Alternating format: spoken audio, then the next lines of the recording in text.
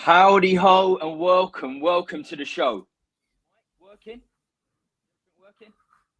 We can't hear you.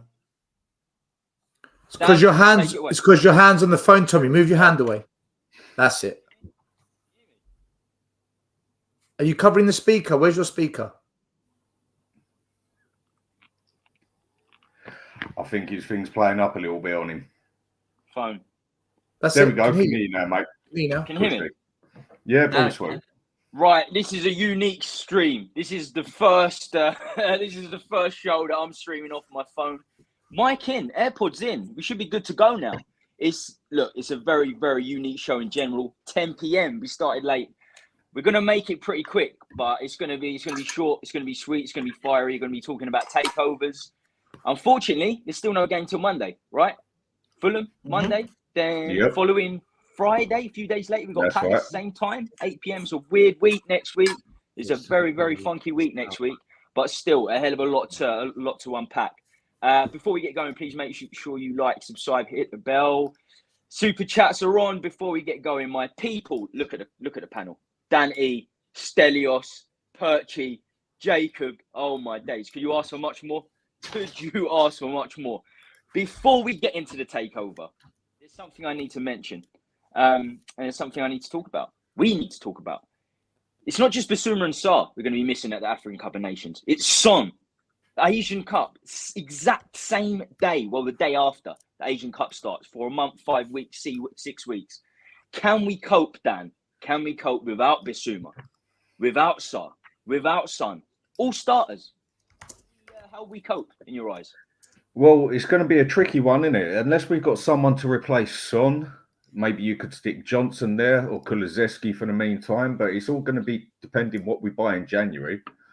With a midfield, if we can at least get one midfielder in, and a good one at that, depending how Bentancur comes in as well, I think Højbjerg can cover a space for a couple of games.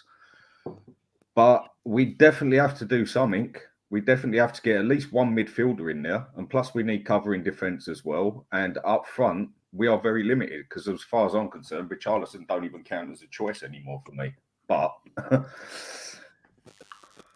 it's going to be a tricky one. It depends what we do in January, and if we do anything, it's got to be at the very start of the window, not halfway through it, not at the end. It's a common theme of Spurs, isn't it? End of the window. Just look at the last 2 years. To be fair, it's worked the last 2 years. Porro final day last season. I always thought he was going to get in front of Emerson with ease, especially with Ange. He knows what he's doing. And Kulusevski and Bentancur. And Kulu and Bentancur the season before. Props for that, but we've had the Ryan Nelsons before. We've had the Louis Sahas. We've had some... Oh, Razyak. Oh, my... He was the worst. He was the very, very worst. Great Chirac Razyak. We've had some shocking last day transfers. As Dan said, I think we've got to move pretty fast. And for you, Stel, centre mid. Does it become a priority now in January? We're going to lose Basuma and Sarr mid-January, so we've got a perfect opportunity to replace him if we need to. It leaves Skip and Højbjerg. All it leaves is Skip and Højbjerg. Well, no, we've got Bentancur and Lo Celso. Ange has said he wants these players to play. He's back to Lo Celso. So, in centre midfield? Well, that's where he played in the pre-season, didn't he? Kind of an attacking centre mid type role. So, and I've looked at the dates, by the way. They only missed 2 games, and one's against Everton, and the other one's against. They're not good. They're not missing big games, and the FA Cup they'll miss that as well. So they're not actually missing any games that we can't just deal with. So for me, look, we can cope. What we can't cope with is if you've got to make changes in the midfield, but then you've got an injury at the back or up front, because that changes everything. Because now it's one thing rejigging the midfield. It's another thing having weaknesses in other parts of the pitch and rejigging the midfield. Then it becomes a domino effect. But I think Bentancur, Lo Celso can do a job, and I think Skip. Bentancur is still not, ACL. It's not, but January he'll be playing for us end of October, early November. That gives him a chance to get match fitness. So Yeah, listen, I think we'll be all right. The Suns are worried because we haven't got another out-and-out goal scorer. That's the only one that worries me. Then, you know, they bought Veliz. You know, there's no point buying players if you're not going to play them, right? What's Very true. Every player we've bought has hit the ground running. Maddison, Van de Ven, Vicario, Udogie. They've all just come in and from the off, they've hit the ground running. It's unbelievable. Would you say Veliz and Phillips, the signings, they were meant for the first team straight away? They were definitely going to get. They were meant for the first team. Phillips, no. Veliz, maybe. Veliz, yes. Because we haven't got another striker, so it would make sense that Veliz is the one that we said to Ange that you're going to have to give this boy first team football. That would, I guess, that would make more sense. What are you going on about? Oh, lay off, man. Let's not go there. Let's not go. Don't. I hope we sell him, but we're not. I think Andrew's going to keep playing him. Can't. Like, I just want to get rid of him in January. I want him out in January, even if we get offered 10 million. To be fair, don't care. Get rid of him. It's not going to happen, though, is it? Dan, and Jacob, I have you on a lot, so I know you're not Richarlison fans, especially Stel and Dan. But Perchy, where are you with the whole Richarlison deal? Where am I with the Richarlison one? You won't be surprised. Love for him? You got any love for the Brazilian? No, I think he's an atrocious football player. I genuinely think he's an atrocious football player. Are you jumping on a bandwagon there? The bandwagon, no. I think he's an absolute awful football player that he gets away with it because he plays for Brazil. Well, I say this all the time. If his name was Richarlison and we signed him from Sheffield United, every single football fan in the country would be taking the mick out of this player. He's awful. Richarlison. No, and the thing is I'm probably going to go into it a bit later, but a proper football club sells him in January. Yes. Proper football club doesn't buy him. No. And hear me out. Richarlison has got suitors. Because, hear me out, Saudi Arabia would do anything to snap him up. People go, what are you on about? No. I agree. I definitely agree. I think not just Saudi. I think clubs around Europe will fancy Richarlison. Whether we like him or not, and I think he's an awful football player, he's marketable. The Saudis would love to sign Brazil's number 9. Mm-hmm. Marketably, they're all about marketing. It's about promo. If they could get Brazil's number 9, whether or not we think he's awful, they get him. And listen, if we're a proper football club, you sell him as soon as you can. But the problem is my worry is it's going to be like all the other crap that we have at this football club, where they stay here for 3 years' time, and then we can't get rid of him, and then we have to wait till his contract's up. But listen, I think he can't play. He's awful. I've never known a football player that can't use his feet. I'm going to have good to in the air. Apart from Perchy that, up he's here. rubbish. I'm going to have to back Perchy up here because I've been on a fair few shows with him, and I think he had the same opinion as me to a bit of it. Like, all right, maybe Maddison can set him up on a few. One last chance, he screwed it up. Don't want him, basically. And I've heard Perchy say that a few times. I'll stick up for him. Let's put it into context here. He missed 2 tap-ins against Luton. Let's be honest, they're tap-ins. He's missed 2 tap-ins, and do you know the bit that irritates me? The argument, Perchy, is he got in the right positions. It doesn't matter if you can't score them. You're missing tap-ins. It's irrelevant, right? Like he could get in all the positions. People talk about confidence. No, they're not. That's not confidence. This is a player that technically isn't very good. Mate, if it's not about positions, man, come on, boys, we're all boys here, man. How many girls have you got with you and they've got in the right positions and it's not great?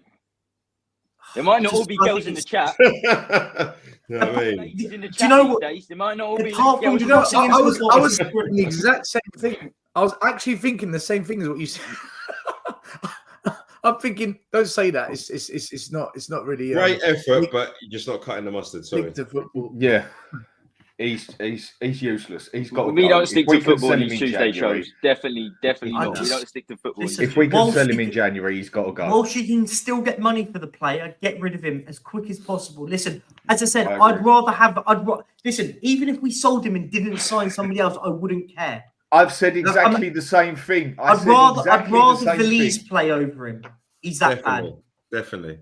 I'd rather go and get one of the youth academy out there and play instead of him and give him a chance. I've said exactly the same thing, Perchy. Yeah, go and bring Mickey Mouse in for all that. Haven't we got How that? have we started talking? Basuma, Sarr, and Son, and we've started talking. It's like all We've signed Johnson. Okay. We've got Johnson as well. Richarlison. Yeah, But Johnson's a good point. Johnson. Everyone forgets about Johnson. You know, he's a he's a right winger, played predominantly on the right wing for Nottingham Forest, but he plays up top for Wales. He's experienced up top for Wales. I said that at the start. He could. I keep forgetting we signed him. Same as Kulusevski could. I'm with you, Jacob. I'd rather have Keith more up top. Listen, let's have it right, okay? When we signed Richarlison, there was a small number of fans that said this is an underwhelming signing. And they only said that because if they said what they really wanted, they would have been called toxic, negative, and hating Tottenham. Yep. What they really wanted to say is, what a shit signing. That's what we really wanted to say. But you had to keep your mouth stum because you just get abuse. And as the weeks and months have got on, from being a really good signing, the majority of fans then shifted to give him time, be patient. He's Brazil's number 9. Another 3-4 months go. Do you know what? He's really got to do well this season. You know, we're expecting big things. Now, the majority of fans, get him out of the club. Get him out of the club. He can't play this football. He hasn't got the technical ability to play one. He can't even play football. He can't score enough goals for the position that we signed him for. At the end of the day, he's a striker. He doesn't get goals. What? How can you have a striker that doesn't get goals? And then people laugh at Eddie Nketiah. I think this guy's. To be fair to Richarlison, massively. That's not a debate, is it? Is that actually no one's debating? So the worst thing is, if you want to bring Arsenal into the factor, it's like Tottenham fans. I don't know if you lot's seen it, but I've seen a lot of Tottenham fans hyping up about his Brazil's number 9. But I always used to go, look, as much as he signed for Tottenham, I think Gabriel Jesus is better. But then because he can't finish, the problem is they both can't finish. You know what I mean? Brazil crap. Scores Brazil more crap. goals than Richarlison. Brazil crap. Brazil's crap. Brazil had Dani Alves playing at right back still at 42 years old. This isn't vintage Brazil. Bebeto, Romario, Rivaldo, Ronaldo, Dunga. This is Anthony, a washed out £100 million winger at Man United. Richarlison, and they're not very good. Yeah, Richarlison never got washed out because he never got washed in, mate. He's just useless. This is the thing. I think a lot of us knew when we signed Richarlison. There was obviously the super toxic that wanted to be. You got to back him. Even now, I'm seeing him. Why did we sign him, Perch? Why do you think we signed him?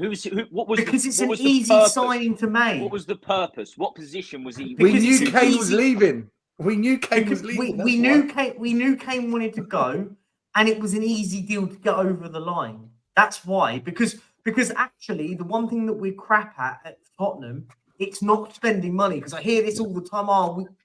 We spend money. We spend money, rub it awfully. And this is the issue I've always had. Like, we can't scout. I think most of us here would have gone, do you know what? Would you pay £60 million for Richarlison? No. He scores. His best record in the Premier League is what, 12? To be fair, one thing I will stick up for Richarlison on here is the goal scoring. He's not a striker. He wasn't a striker at Everton. Then why is he a number 9 everywhere? Then this is nonsense. Number 9 for Brazil because Vinicius Junior plays on the left wing and he's not getting on the left wing in front of Vinicius Junior. Vinicius Junior plays for Brazil. Yeah. They're even worse than what I said then. They're actually, below average. Vinicius Junior. Oh, sorry, no, that's you're on about Vinicius, the one that we like. You're thinking Carlos Vinicius. You're talking about. I just wondered what he was saying. No joke. No, you say that I'd rather Carlos Vinicius than Richarlison. I'm not messing about here. I bet you he scores. I bet you he scores more goals than Richarlison does in the Premier League. He's actually doing all right for Fulham. I think he scores a goal every 3 or 4 games. He gets more. He gets more goals than. He scored 5 against Marine, didn't he? He scored 5 against Marine a couple of seasons ago. Yeah, grabbed the match ball, didn't he? Yeah, something like that. But to be fair, Perchy, Richarlison always played on the left wing for Everton, other than the last 6 months when Calvert-Lewin was injured. So he did always play on the left wing. Only for Brazil, plays number 9 because he's not getting in front of Vinicius Junior, is he? There's no chance. It doesn't matter though. He doesn't score goals. I don't. We can spin. No. But I'm talking about his goal scoring. His goal scoring record's not going to be 30 goals if he's on the left wing for Everton. Really, is it? That's my point. What excuse is that for other wingers that score relatively 15 to 20 goals? We have got a question here, Tom. There are rumours, Ange has been quoted saying he wants Jonathan David in January. If true, would this be play up, front and push Son wide, or complete with Son as a whole striker role? End for Richie. I'll put that to Jacob because I haven't really gone to Jacob yet. And all the talk's been Richarlison. So, what would you say to it? Do you know much about Jonathan David and just, the Basuma Sarr Son situation in general? Yeah, I'm not one of these fans that goes on like, I've followed Jonathan David completely, but I've watched him 3 or 4 times. It's normally when he's played against PSG because, when it's a Sunday evening and you're bored and you see PSG play Lille. And every time I've seen him play, he scored a few goals. You look at his records, you think, all right. But, if you just if you're going to stat pad, you'd say to yourself, this guy in a league which everyone calls the Farmers League, let's say, where they've got arguably the best player in the world, he catches up not too far with Mbappe. And for me, he's a fox in the box, and that's what we need. It's like Richarlison, I don't really know what he is, and I don't think Richarlison knows what he is because his most prolific seasons, as we've all alluded to, is him playing on the left for Everton. And to be honest, he looked like a decent Premier League player, but then all of a sudden, we bought him as a striker, and I've never really seen him as a number 9 for Everton, let's say, unless Calvert-Lewin got injured. Whereas Jonathan David, I've seen 3 or 4 games, and he's done all right. And if I'm honest, I'd rather take the punt. I remember doing the video before the season started, and I wasn't confident in Richarlison to the point where I said, I called it, and I thought that if Ange kept Dane Scarlett in the squad, I had a bet within myself that he would do better and merge his way into this Tottenham reckoning over Richarlison. But obviously we sent him out on loan and brought in Velez. But then I've got the same energy for him. I think if Ange uses his head, I just don't think Richarlison's going to ever cut the mustard. And I think all you need to do is give Velez a couple of games and he'll do well. But then obviously if you're going to talk about Jonathan David, I'd rather give him because he's got pedigree, he does well in the French league, and I think he's one of them strikers that is asking, in terms of his talent, to go to a Premier League side or to a La Liga side and test him out. But when you flip it around, you look at Tottenham Hotspur as a club, and when we've took the gamble on strikers that everybody knows should be good, like Soldado and Vincent Janssen, they come here and flop. So, but I'd rather take the punt on him than somebody that I can see flopping right in front of my eyes. We're nearly as bad as Chelsea on that. Yeah. You're right, because with Chelsea, it's like, if I've got one of my good friends as a Chelsea fan. If you sit there and said, right, get your notepad out, and ever since we've known each other, which is 7 years old, name your number 9s, your actual strikers that you had confidence in that were doing well for Chelsea. You'd probably be able to name about 5, whereas with Tottenham, I could probably name double that. But still, we've had quite a lot of strikers that we've bought for a lot of money and just don't do well. It's weird because if we're going to get Jonathan David, we'll probably have to spend 60, 70 million. And then whenever, no matter whether it's defence, midfield, or up front, when we spend that sort of money on a player, it don't work. It never seems to work with us with a striker. It's the same as Chelsea, except I think Chelsea are the only ones who've been actually worse than us with the strikers. Mm-hmm. But the priority, I think we can cover the strike. Like Tom said, Johnson has played up front a few times. I personally think Kulusevski could cover it for a couple of games. Mm-hmm. We definitely still got to get that defence covered. And with what's going to happen in December and January, but like Stelios said, it looks like it might only be 2 or 3 games they go missing for. So is it as desperate as it sounds? I think I worked it out with the Basuma and Sarr one. I think that I looked at the context of it. I think the only way that they miss 3 games is if both teams get to the final, right? So if Mali play Senegal in the final, I think the context here is let's be probably most likely Senegal are more likely to get to a final than Mali. So yeah, I think there's going to be I think people get very panicked when they hear it. Oh, we're going to lose our midfield, but let's be honest, other teams are. I think we have to remember that other teams are going to be missing players as well, not just us. Are they going to be missing their first African centre midfielders? I don't think there's too many clubs are going to be missing a combination of centre midfielders. Yeah, possibly. I mean, I haven't. I mean, it's 3 players, isn't it? I mean, African Cup of Nations lasts for a month from 12th of Jan to 13th of Feb. Yeah, but it only works. I think it only works. As I said, I think they'll miss 2 league games and 1 FA Cup game. I think it works out. And if it would be 3 league games, it would be if both players get to the final. And that's the context of it all, right? Listen, both could get knocked out in the group stages and they'll be back after a game or 2. What, between 13th of Jan and February 13th, there's only 3 games? Yeah, I think it will. Yeah, because the FA Cup would cover 1 week, so 1 weekend, basically. It's because there's an extended break to make up for last season, isn't there? Oh, okay. Oh, that's good. That's fantastic news. I wasn't aware of that. That's great news if that is the case. Yeah. So nobody believes we should be looking at a centre mid in January, potentially to cover those 2 players? I think we should be looking for a centre mid anyway, regardless if they're going to AFCON or not. We should be looking to recruiting better players and offloading players. Like, I think, you know what? Go on, Perch. No, I was just going to say, I think relatively, I think in context, I think we should be recruiting. We should be signing a centre half. We should be signing a centre midfielder. We should be buying another attacker. Like, that's how teams operate. If Bentancur comes back and he's on the same standards or close enough to the standards, there we go. That's one covered.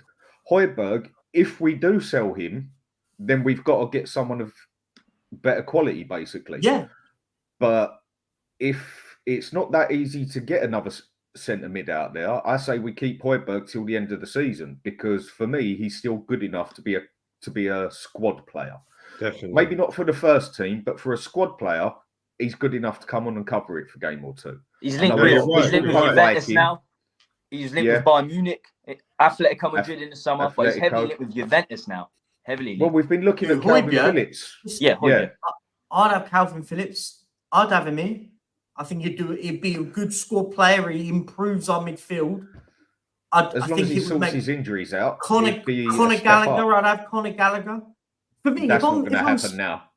Conor Gallagher's been too good, because Conor Gallagher's actually been one of the ones who's played good at Chelsea. I think, trust me, I bet you their owners would. If we offered a relatively good offer for him, I think they sell him. Fits the bill what they're trying to do, right? But I think he's definitely been one of the better ones. If I'd Spurs, I'd look at Chelsea and go, do you know what? Trevor Chalobah wants a way out.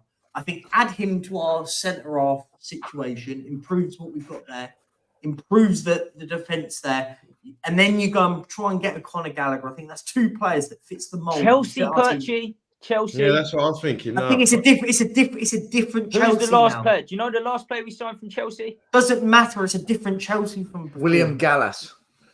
Gallas. We didn't buy him free. Cudicini? No, that was Arsenal. Cudicini was on a free.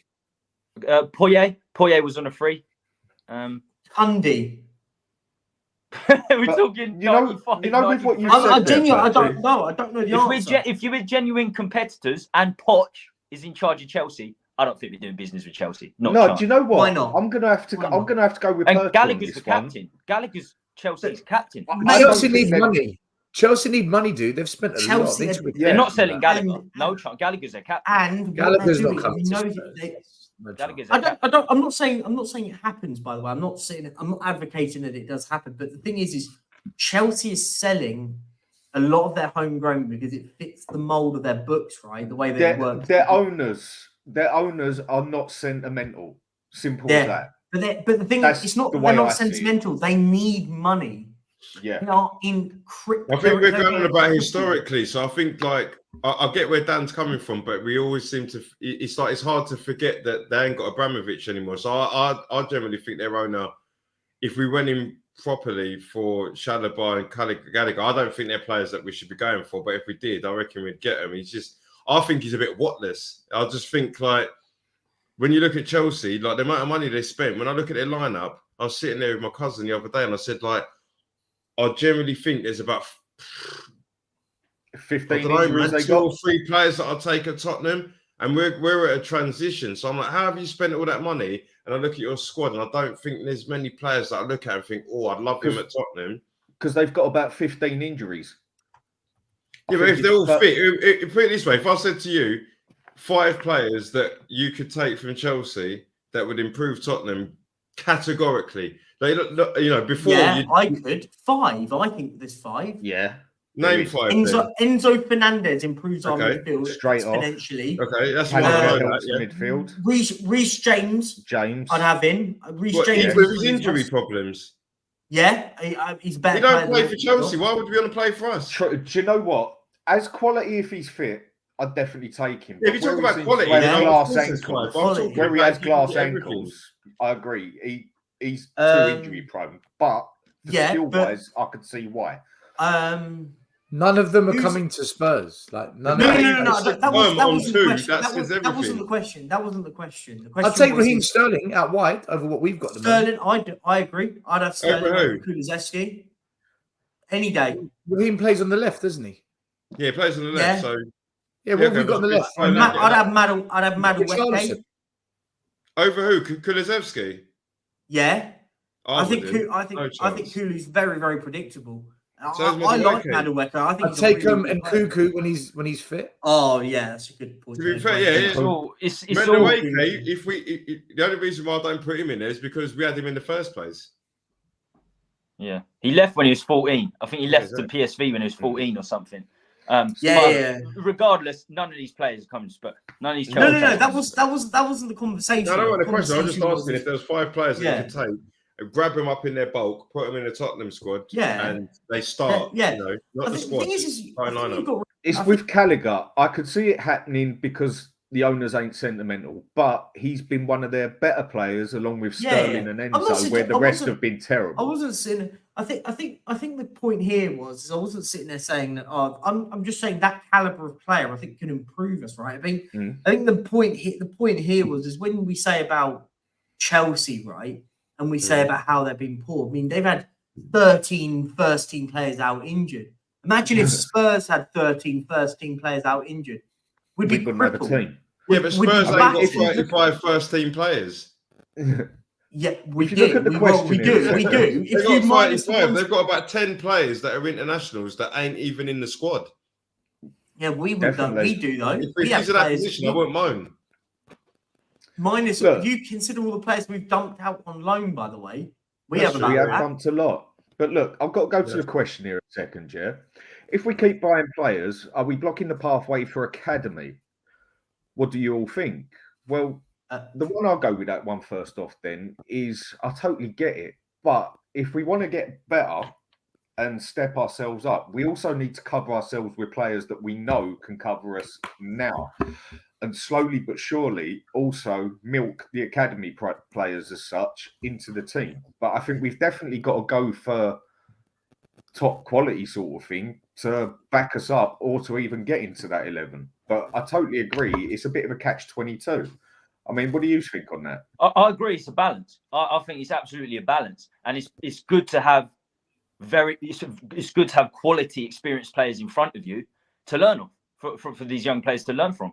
I don't think we've got that, not experienced ones anyway. But certainly a balance is needed. That's why I'm not completely against Veliz being the backup as a striker. If he's good enough, then it doesn't, age is not a problem. Age isn't a problem. But I don't like the centre-back situation. I don't like the centre-back situation where Romero and Van der Ven, the backup is Eric Dyer and Phillips, who's played 7 games for Blackburn. That I don't like that. That is something that I'm dead set against. And we need centre-backs, first and foremost. I do think we should be looking at centre-mid because we're going to lose these players. Potentially, I think we should be looking at centre-mid, certainly centre-backs. We have to be proactive now looking at centre-backs. It's a big problem. Romero, Van der Ven get injured. Who's coming in? You see the academy players, right? This is so difficult because what do fans want and do fans understand what they want, right? Example, let's assume fans want to see the academy kids playing and blossoming. Great. Okay. But do you understand that by doing that, you are going to lose games and they are going to make mistakes that cost you on the journey for them to prove whether they're good enough or not? Because if we suddenly play kids and from first place we drop down to 6th or 7th, people are going to say stop playing them. Fans are very fickle like that. Great. So the best time to bring through youngsters is something like a League Cup. Well, it's not enough games, you see. Well, the best way I've been taught is, one, the environment has to be good. Right now, the environment at Tottenham is very good. Okay. Secondly, when the expectation isn't high. Now, if we were doing what we all thought we were going to do at the start of the season, finish mid-table, 8th, hopefully 6th, you could bring in the youngsters and say, it's okay. It's a free hit this season. Just play. Next season, that's when we're going to improve. And you've had a whole year of football, and we can see which of you youngsters has blossomed, who needs a bit more time, which of you are just drowning. This is too big a stage for you. Arsenal did the same thing when they finished 8th and 8th. They brought through Willock, Maitland-Niles, Nketiah, Emil Smith-Rowe, Saka. Only 2 really have blossomed. The rest have either fizzled out or they've been moved on. The problem with us now is our expectations have just skyrocketed because we've got off to the best start since 1961. Some fans think we're in a league title. Some fans think, you know what? Actually, top 4 is on now. Some fans think this will all just fizzle out in the end and we'll finish kind of 6th, 7th. But the fact the expectation is high, we've kind of blown an opportunity. Made life hard for ourselves. Well, for the youngsters, yeah. Yeah, I see where you're coming from. Definitely. What do you do? But I think it's context, right? I think it's a good point what Stel made there was. I think you've got to look at it it's where we look at the centre halves. Use that as an example. And we're saying about bring youngsters through, whatever. Cool. See, I don't mind that if you want to bring through the likes of a Dorrington, Phillips as your. Because I'd rather them make mistakes, because I've seen Eric Dyer make mistake after mistake after mistake. Same with Ben Davies. I mean, I'm kind of sick and tired of those 2 players, and they've been in the club for far too long.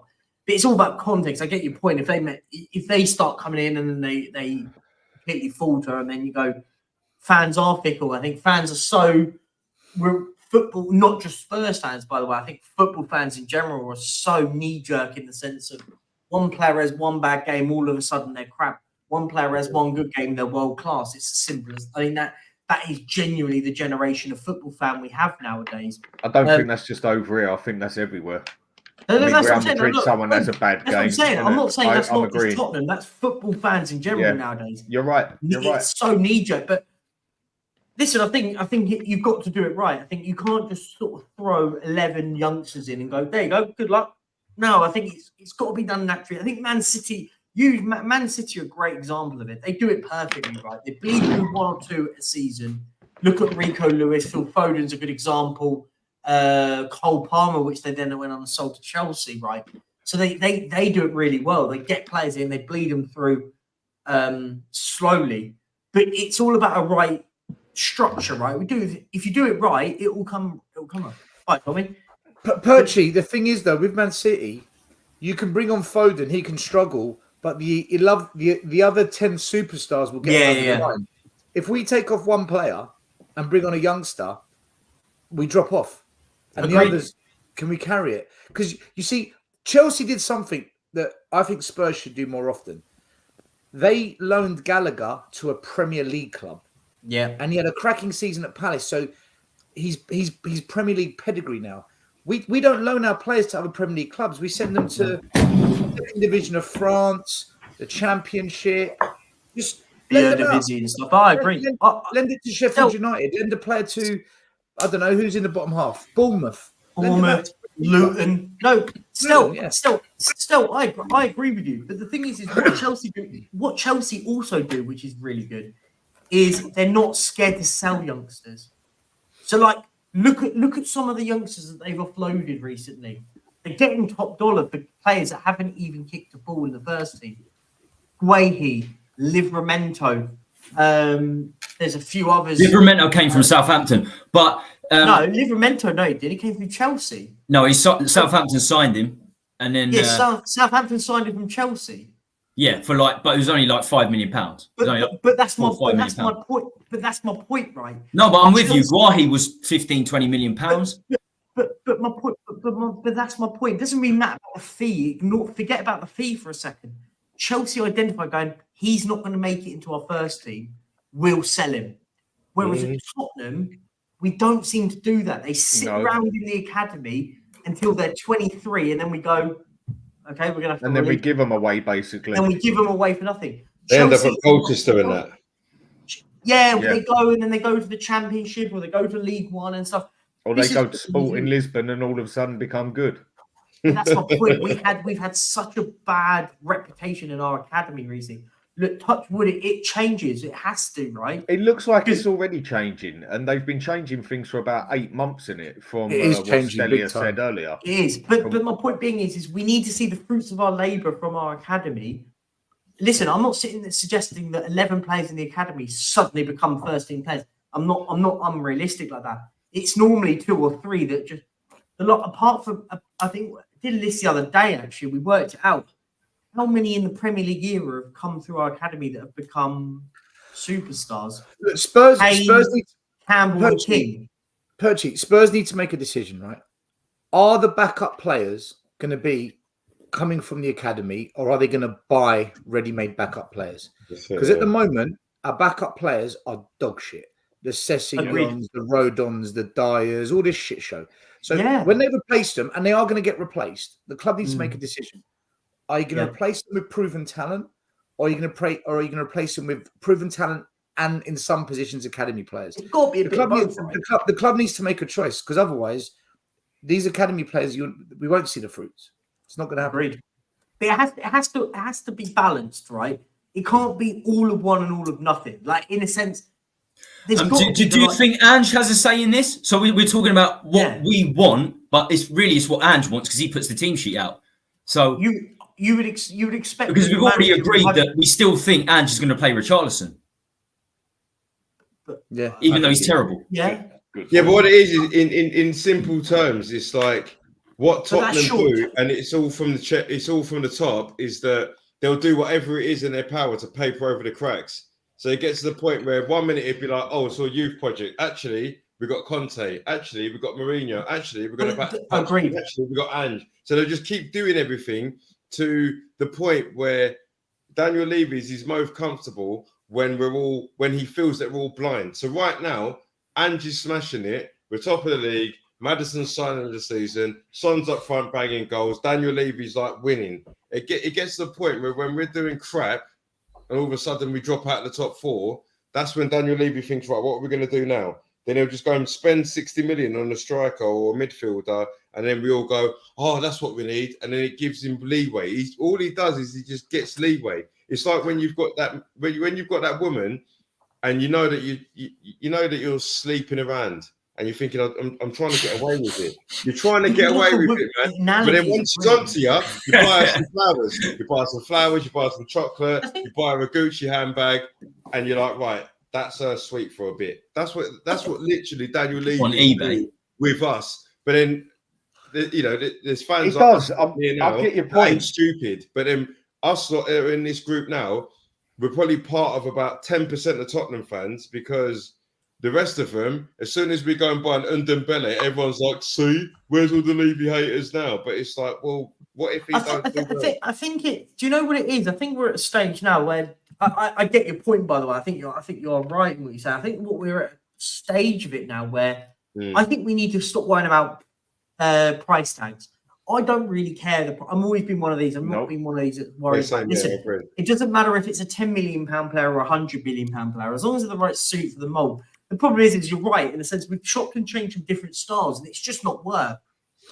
Now we have to commit to this manager, whether people like it or not. This has now got to be where we go, do you know what? Eggs in the basket. This is it. This is how we're going to do it. We're going to be bringing in you want to go and find a Tottenham player. You look and go, he's a Tottenham player. He was exactly, and this is it now, right? I think we can't not give out of this system. This is how we've got to, and it looks like that's what's happening. We've started a process basically by the look of it. And hopefully we stick to this process, because we've chopped and changed so much. And I've been one of the ones saying that I personally think Ange is going to get backed.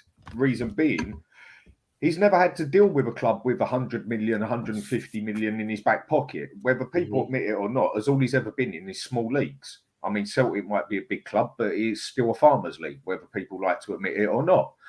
I personally think that you'll be able to stick 60 million in his bank and he'll say, thank you very much, because he's already scouted and he already knows smaller players out there as such who haven't made their name, but can make a name for it, that will only cost 15 million, maybe 20 million, and that's going to be right up Levy's street. That's why I think the answer to that, I think that the answer to that would be, well, he signed lesser players, but they're playing in lesser leagues. They're playing in Japan, Australia, and the Scottish League.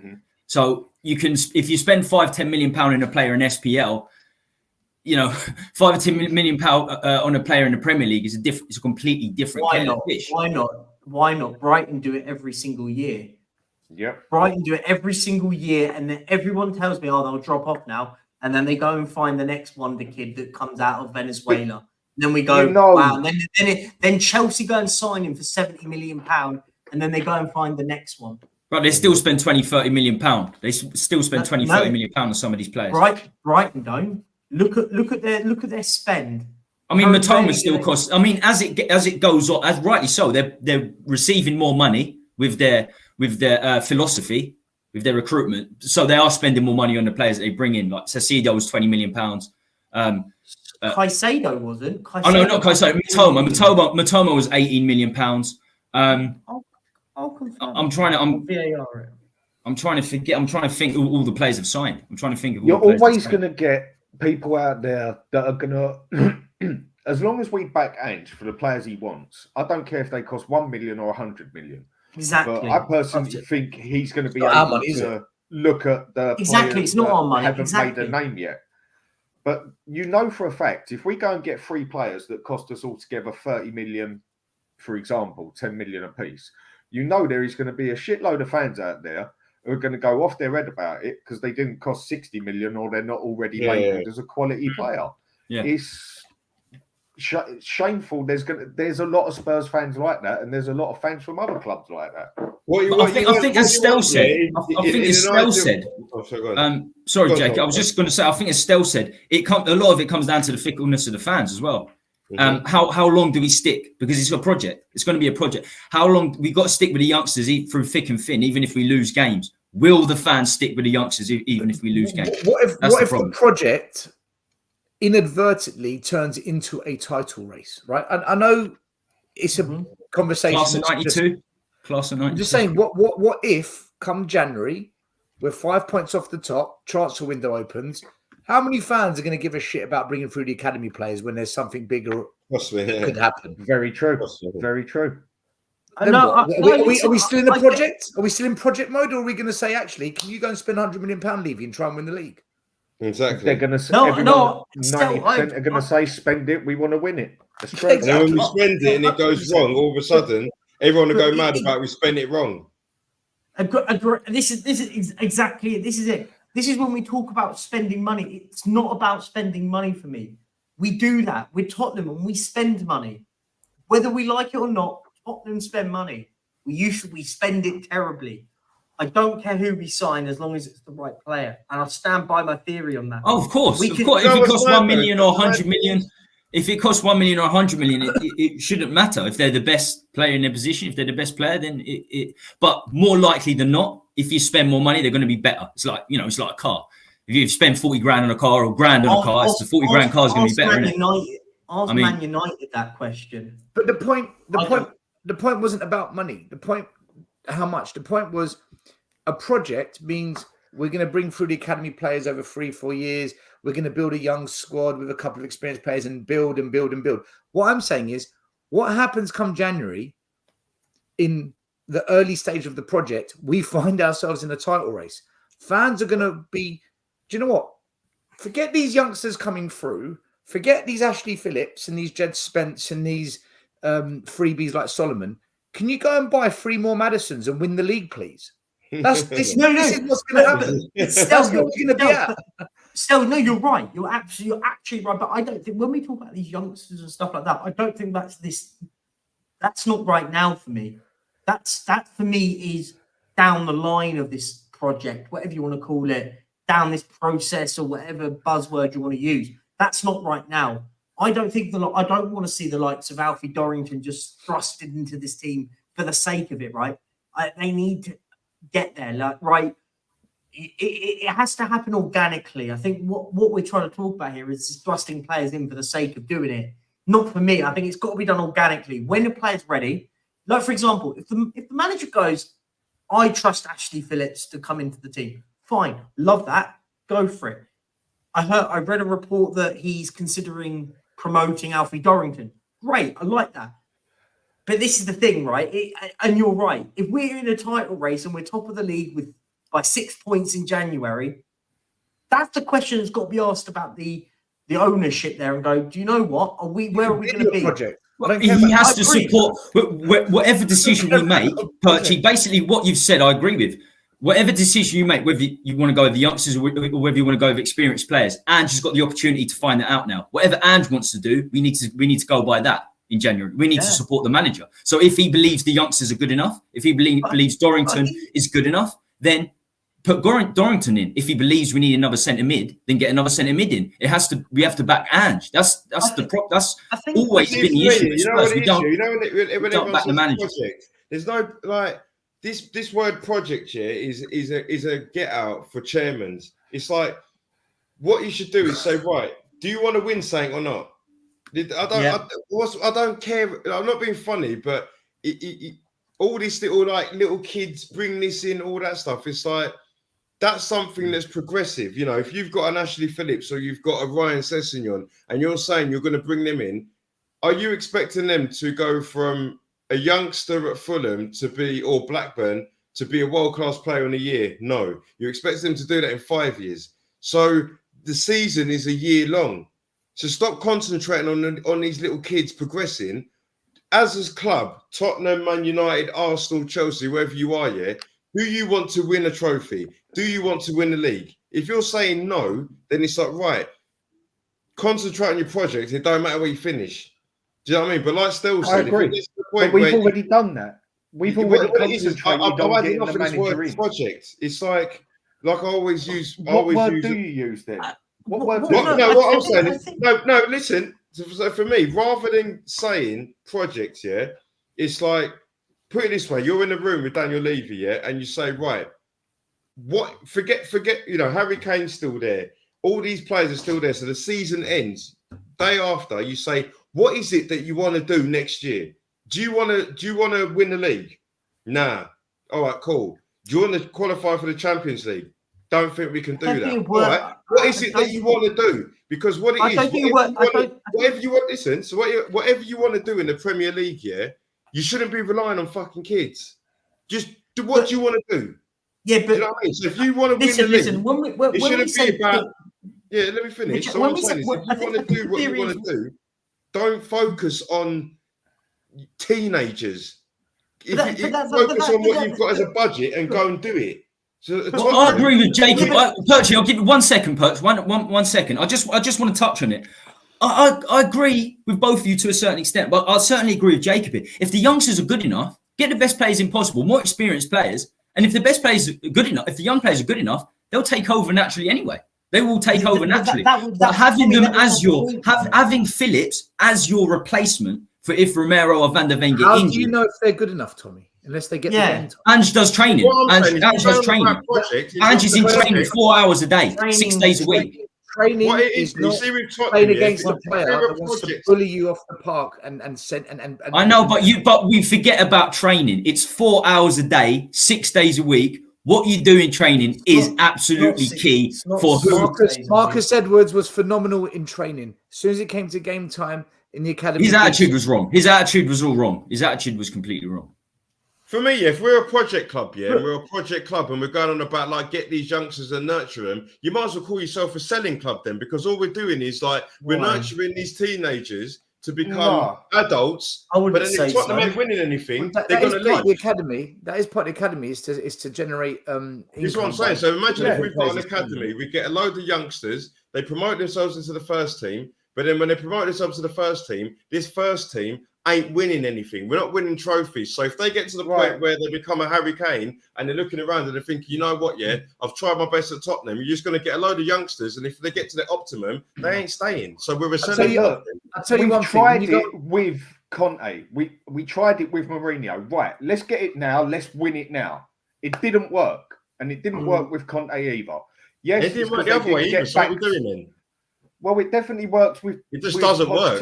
Better than them. So what? That's why we're Tottenham. It don't work. No, it takes time. It works to an extent. It works to an extent. Then you go 500 days without signing a player. That don't work. That's. It would have worked with Mourinho, but we sacked him before the final. We didn't sign the players that Jose and Conte needed. We didn't sign we didn't sign experienced players. It didn't parallel what they'd done in the past. We didn't let Mourinho finish off the job, man. Agreed. I'll be honest, I didn't want Jose Mourinho. Couldn't stand him. No, I thought he should have stayed for the final. He should have sacked a guy a week before after the final. Madness. I think he should have got. By the way, I'll stand here and I'll say it. I think he should have been gone after Zagreb. I thought that was the time for him to go. The fact he kept him on longer and then you go and sack him now, it just made no sense to me. But listen, like, I think this is the part for me though. I think this is what we're missing here. I think if you're good enough, you get in, right? If you're good enough, you're good enough. I think it doesn't matter if you're 16 or if you're 35. If you're good enough, you're good enough. And I think we're at a stage where I think what Stell was made a good point was how do we know? Like, I think there's a reason why Spurs wanted to sign Ashley Phillips. There was a reason for it. Like, we're not just signing a youngster for the sake of it. Like, there's obviously a reason for the future. Yeah, but you have to be buying for the future. That is also. It's a balance, though, isn't it? You have to buy for your manager first and foremost. You have to buy for your manager. We signed Jack Clark. Look what happened. Yeah, Brian Gill, Spence for Conte. We bought Spence. The next day, he said it was an investment himself. Everyone knew it was an investment. Can I? You know what? I think Jacob's right. Okay. Because when you go on a coaching course, there's two things they teach you. One, how to develop players, the technical, the social, the tactical, the physical, how to develop a player. And two, how to bring these players together as a team and manage them to win games. So you're coached to win games, develop players. No one's taught to be a project manager. No one's taught, right, you're going to go and manage a project, and in 4 years' time, there has to be some kind of outcome for the project. That's not how it works, because football changes. Like, look at this season. Like I've said, we could be in a title race come January, right? Arsenal were in one last year. Football, it changes. Things happen. Yeah. And as a coach, as a manager, can you adapt to the situation to take advantage of it? So the project gets blown out the water. But at the same time, we could end up being sixth come January. Okay, well, we carry on. We carry on with the project, but no one's trained to be a project manager. No. I don't. Listen, one thing I want to say. Sorry to cut you up, Perchy. One thing is, we all talk about project. We've been doing it for 10 years. The question I ask you is, what is the project? No one's announced the project. No one's titled it. No one's labeled it. We just make this stuff up as fans. It's true though. What is the project? You know what it is, Tom? There hasn't been one. An excuse. The project is an excuse, and we all fall into Daniel Levy's balls by him going project, and we go, oh yeah, we just make up an excuse of it's a project because we're failing. A project means 2 or 3 years, right? It's like 2 or 3 years. The average lifespan of a Spurs manager is about 2-3 transfer windows, year and a half. But that's 18 months. 18 months is the average length. 18 months. It is, and that's why we have to change, right? And listen, this is, and this is the one thing that I argue with Alex and Mr. Box Office all the time. But there's one thing he does. The one thing I do agree massively on him is these owners have to stick by it. Listen.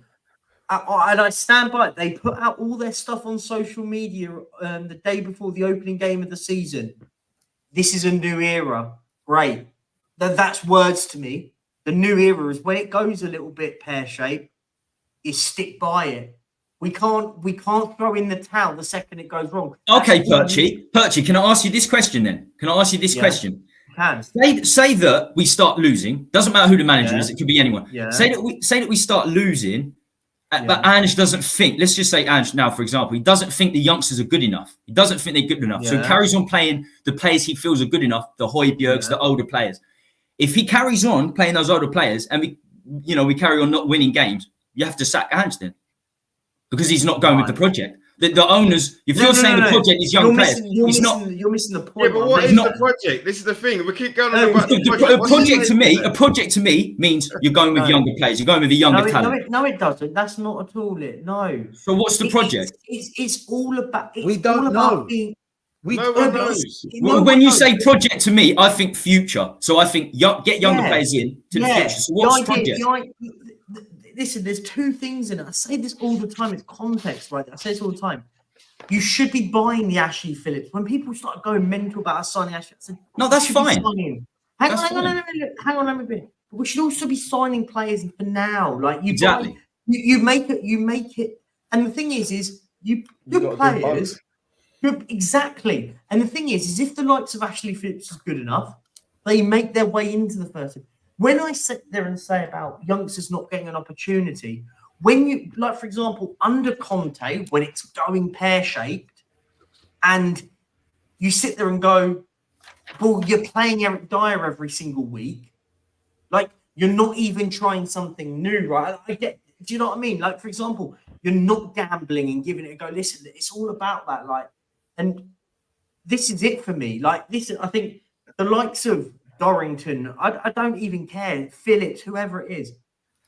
If you're good enough, you get in. I stand by that theory. That is a perfect point there, Perchy. The way I've always put it to everyone is I want us to play youth players, younger players, because they're good enough to get into the 11. Not because we haven't got another option. Not because we're down to our point of, well, we ain't got no other options. And that's the thing with that. The perfect representation is Ashley Phillips, for your point, Dan.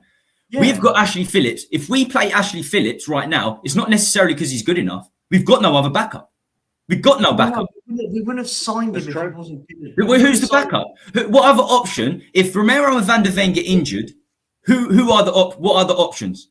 But my point being, well, no. Yeah, but what are the options? We have to play Ashley Phillips. It's not because Ashley Phillips might be good enough at a young age. We have no other backup. So he has to. How do we know he's not good enough? How do we not know that we've not? Listen, by the way, it's all hope. It's all hope. That's what it is. But do you know what it is? Well, Perchy, you've just said yourself, we should have players ready to go. And if the youngsters are good enough, we should bring them in. But we don't have players ready to go. I know, but this is my point. But my point, this is exactly my point, right? It's a combination, right? I said, but I think we still should have signed a centre half in January. I mean, in the summer, sorry. And I thought it was an absolute madness that we didn't. I thought it was absolutely stupid not to go and bring in another centre half in. I thought it was crazy. But there's a lot of people. Listen, I think the thing is Ashley Phillips is an example here that I think there's a lot of people in the game that have said this kid is good. Like, and the thing is it's not about starting him here and now. It's not about that. Listen, if you go and lose two centre halves because of injury or suspension or whatever, that's just bad luck, and you've just got to give these lads a go, right? You just got to give these lads. You just have to. Like, there's no excuse. Like, for example, I'd rather Ashley Phillips start than Eric Dyer. Do you know what I mean? Like, because I think I'd rather Ashley Phillips make some mistakes at centre half than see Eric Dyer make mistake after mistake after mistake after mistake, right? I think sometimes Dele Alli's a good example. I think that's a good example here. We signed him from a League One side. Click of a finger, he's now all of a sudden a Premier League player, and he's shining. Some players, he's a red herring in the kind of argument in this whole thing because it doesn't happen all the time. But listen, I think we have to get the balance right. I think the balance is the key word. You need to be bringing in players that are good enough, but younger players earn their right in there. And I think it's a good balance. It's about when you're 3-0 up, and when you're 3-0 up in a game with 80 minutes to go, go bring one of them in and give them a little give an opportunity, give them a few minutes here and there when you are winning games of football. I think you have to. You know what Tottenham's philosophy is, and this is Daniel Levy's philosophy. Now imagine if Daniel Levy looks at me and I'm a Tottenham fan. Do you know what he wants me to do? Spend money. Not see Put the shit. bag over your head. Would you? That's what he wants. Like that's the project. Get every Tottenham fan with a carrier bag over their head so they don't see nothing, and then hopefully we get away with it. I'll be honest. I'll be honest with It's you now. worked at Arsenal. Look at Arsenal, yeah? Yeah. Eighth, fifth, second. And whether you want to call it a project, a process, this and that. Whatever. Basically, whether it's 3 years or 5 years, you say, right, this is what we want to do after 3 or 5 years. Here's your project, your process, your motion, whatever you want to fucking call the thing, yeah? And you stick to the manager, whether he finishes 8th, 5th, and then goes for that one. Because Arsenal have done exactly that with Arteta, and it's worked. Question is, where we have been... They've always produced youth players, Arsenal. They've always produced youth players. Always. The problem is, as Spurs supporters, where we've been nothing for 16 years, we want it yesterday. Like it or not, we ain't going to get it yesterday or tomorrow. One way or another, we're going to have to stick to a process, project, whatever you want to call it, and say, right, this is what we're going to do over 3 years. Go for it. Stick by the manager and do it. But yeah, but exactly. But will we do it? If Tottenham have struggled for 16 years, that means when we've done the project thing, we've done it 3 times 5, and it ain't worked. So what when it got a little bit pear-shaped, the manager goes. We didn't struggle with Pochettino. That worked until Levy went, I ain't spending no money for no, Dan. Do you know when it went wrong? When it went wrong with Pochettino, when the recycling needed to happen, it never happened. Yeah. I use the word recycle. Man City, they're my. We didn't get no one in. We didn't change nothing. It went who's making these mistakes then, lads? So basically, this is exactly. So basically, this is the project. The project is. So what I'm hearing is the project is to get the side as competitive as possible, like with Pochettino. Leave it up to Levy, who will then not supply the team that extra step to win things, because that's what happened before. That's exactly what happened before. We had a great team under Pochettino. We didn't just not recycle. We went 500 days without making a signing, without making a single signing. Can I tell you what the changes are in the club, right? What they've done. They've made us more efficient from the footballing side of things. So what they've done now is they've made every team in the academy play the same way. They've made every single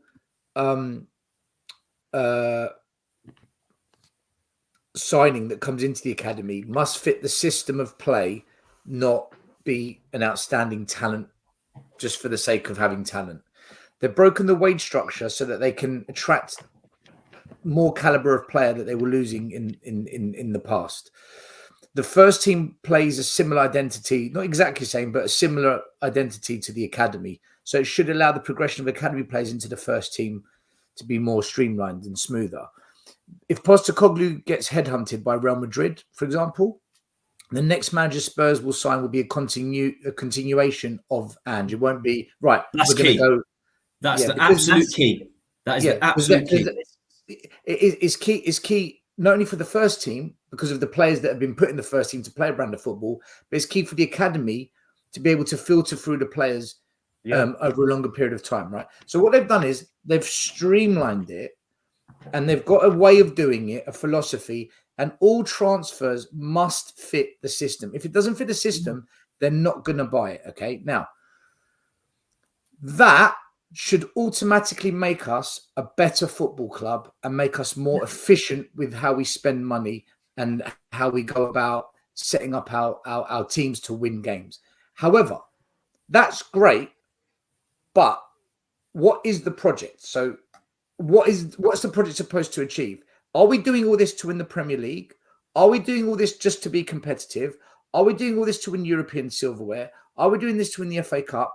Are we doing this to stay just in the top 4? Nobody knows, because no one in the club will say that. All you ever hear, and I heard it when I went to the academy, and you hear it when Daniel Levy speaks, and you hear it when Ange speaks. We want to play good football and we want to compete. Well, guess what? Project complete. because you're competing and you're playing good football. So the project is now complete then. No one will come out. 8 games? What I'm saying, if the aim of the project is to play good football and compete, well, we're competing. We're top of the league. We're playing good football. So for me, project complete. No one is telling us what is the long-term purpose of all this. Exactly. Is it just to keep us relevant? Is it so that when the Super League comes, we still have access to it? Is it to make more money? And this is where the frustration, this whole conversation, I sat back and listened.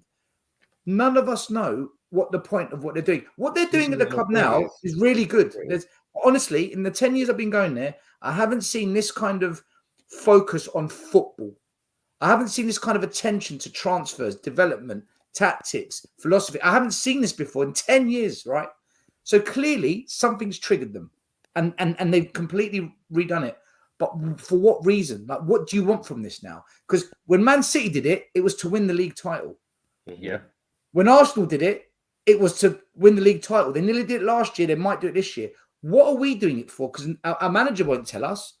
Levy won't tell us. Donna Cullen won't tell us. And we're all guessing and making up a load of bollocks. We're just all guessing. We're all going, oh, it's a project. But we as fans are talking about the project, but nobody's labelled the project from in-house. So we're just making up a load of bollocks just to make ourselves feel we can do. Exactly. The project is let's wait. Just wait. And wait. And wait. And wait. It's like, well, why are we saying that? But then Daniel Levy's never said that. How are we as fans deciding that this is a project, but the people that run the club and own the club and coach the players ain't said that? That's my gripe. Like, who said it's a? If I gave you lot a pen and paper and a pad and said, who said it's a project? None of you can chat because no one said it. We're all saying it in a podcast at 11:30 though. Basically, we're putting 2 and 2 together and see and possibly get 4 and then possibly get 10 and possibly get 21. Nobody knows, exactly. Like you're saying, but exactly. It looks at the moment like we're trying something for the future. But where we want to go is who knows? The only one who said anything along the lines of what they were doing was Mourinho. Go back to his first interview. He said, "I win. I'm here to win. I'm a winner." He told you, I'm here to win trophies, right? That's what he was saying. No other managers told us. The rest are like, even Conte, you know, there's a process. Yeah, exactly. Yeah. Pochettino, I'm not the coach. So what is this? And even Ange, listen to Ange. Ange is, I just want to play good football. I just want the fans to enjoy this football. Well, fucking great. All right, you've done it. Okay, now what? You've done that. But he did also say, he has also stated, everywhere I've gone, I've won things and I still want to win things. He did state that as well. I mean, everybody wants to win. No manager's going to come in and say, my ambition is to lose or draw. Everyone's going to say it's to win games, aren't they? If it counts for even Mourinho if they don't say it. Turn round, and if it counts for Mourinho to turn around and say, I'm a winner and I want to win things, why don't it count for Ange? No, it does. It does. I think we want our chairman to say it, though, don't we, like Dan? Because you want to hear it from the horse's mouth, as such. Yeah, exactly. We want to challenge for the title. Let's hear Levy say, let's challenge for the title, not top 4, not potential League Cup winners. Let's challenge for the top 4. Let's challenge for the title, I should say, not the top. I'm so used to Spurs being fighting for the top 4. It's in me. What can I say? But we have to move on. Because it's late, and this was the main aim of discussion tonight. And it is, of course, ownership, takeover, potential takeover. Sheikh JASSIM. Yeah. To Man United foul because you got Sir Ratcliffe that looks to be the new Manchester United owner. And the idea, the rumours are that he's looking at Spurs. And if he's not looking at Spurs, then a lot of Spurs fans want Levy out. And we want a potential owner, regardless of it's this guy or somebody else. So I'm not going to beat around the bush. I'm going to ask some difficult questions here. And I'm going to start with Dan. Are you against Qatari takeover in terms of their political views alone? Homophobia, sexism? Okay. I couldn't give a toss about their political views. I could not give a flying monkeys whether they like homosexuals or don't like homosexuals or don't like women or do like. I don't care. For me, politics should be left out of sport anyway. So all the stuff that they put in with it, and I do mean all of it, I think it shouldn't be in there anyway. But the point I'll get to is if you actually look at all the football clubs in the Premiership, we are actually one of the very, very, very few clubs that can actually support itself without having to sell players, without having to finish top four. Yes, obviously it gives us more spending money, but we wouldn't go under the rails as such if we missed out on all that. We can support ourselves blatantly because of what that stadium does out of football, not just in football. Now, someone who buys Spurs, look at it. They're in London. Straight away, high price on anything. To get a one-bedroom flat in London is like 1,500 a bloody month. We've got a stadium. Minimum. Exactly. We've got a world-class stadium. They can make a monkey out of that big time and make loads of money off football, in football. We've got the training facilities that are world-class. Everything is there at that club except the first team. Now, if he would have gone and took over at Man U, apart from paying double the price that he would for us, that Old Trafford is old and knackered. That needs rebuilding from the root. If ours cost us $1 billion, that's going to cost them $2.5 billion with prices these days. Training facilities, they say they are a third standard. I'm only going by what I hear. Everything at Spurs is there. He goes and puts, say, $4 billion down. He'll get that. And basically, as all he's got to focus on is another 200 million, 300 million on the pitch, which is already a lot cheaper than what he would do at Man U, or even what they have to do at Chelsea and stuff like that, because everybody needs new stadiums and that these days. We don't. We've got it all. It's on a plate. If someone wants to buy a team and make money and make that team good in a season or two, Spurs are your perfect club to go for. Really. It's right. Only the team that needs the big money. The rest is there. Before we get Stelling here, I have to say, hour and 15 minutes in. Thanks ever so much for sticking with us, whether you're watching live now or on the recording. Please make sure you smash a like. I think we're on 25 likes last time I checked. Get us up to 30. I know people are coming in and out, and it's completely free to hit that like. Support, look, great panel. Absolutely fantastic panel. We're not on for too much longer now. That's for sure. So I will come to Stell now. Dan's given his views, homophobia, sexism. Does it bother you about potential new ownership if they're coming from a country where this is evident? Let's say. I've got two answers to this, right? So first one, I agree with Dan. We're perfect club, stadium built, infrastructure in place, and there's plenty of ways to make more money than the stadium naming rights deal, launching an NFL franchise, that as well. Joining the Super League, Formula One.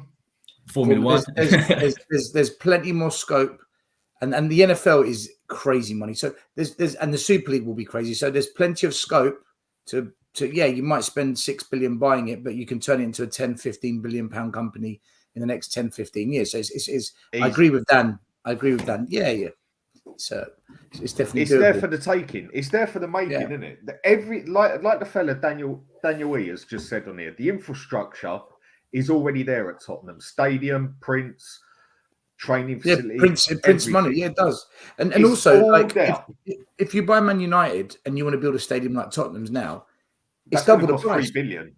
Easy. Exactly. Not more. That's a 75,000 stadium. Mm-hmm. It's going to cost a fortune. Having said that, I'm not sure Levy and Enoch want to sell, because I think that they may want that money themselves, that 10-20 billion that comes in the future. But I look, for me, I think Joe Lewis will sell. And Levy owns how much of our lot? 25%. It's down to Joe Lewis and the trust that he's put Enoch in. But for me, there's one big sticking point here, and that is this situation in the Middle East, right? We've got a very significant Jewish fan base. How it will go down with a Qatari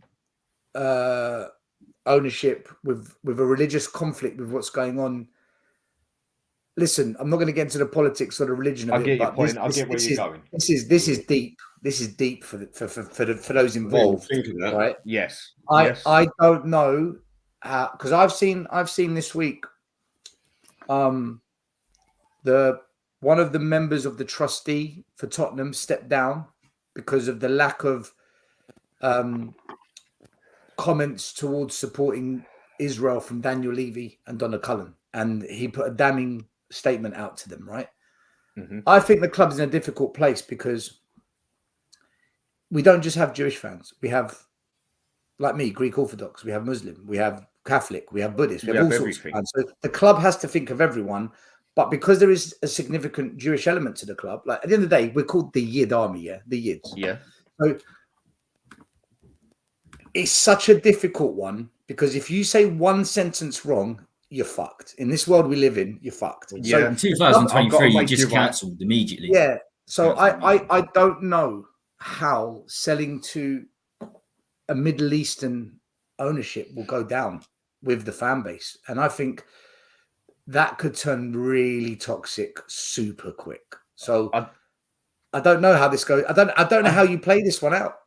I definitely get where you're coming from, but my attitude is whether it's religion, whether it's sexism or HDBTQXYZ, whatever they want to call it, whether it's BLM, whether it's whatever, for me, that is all political.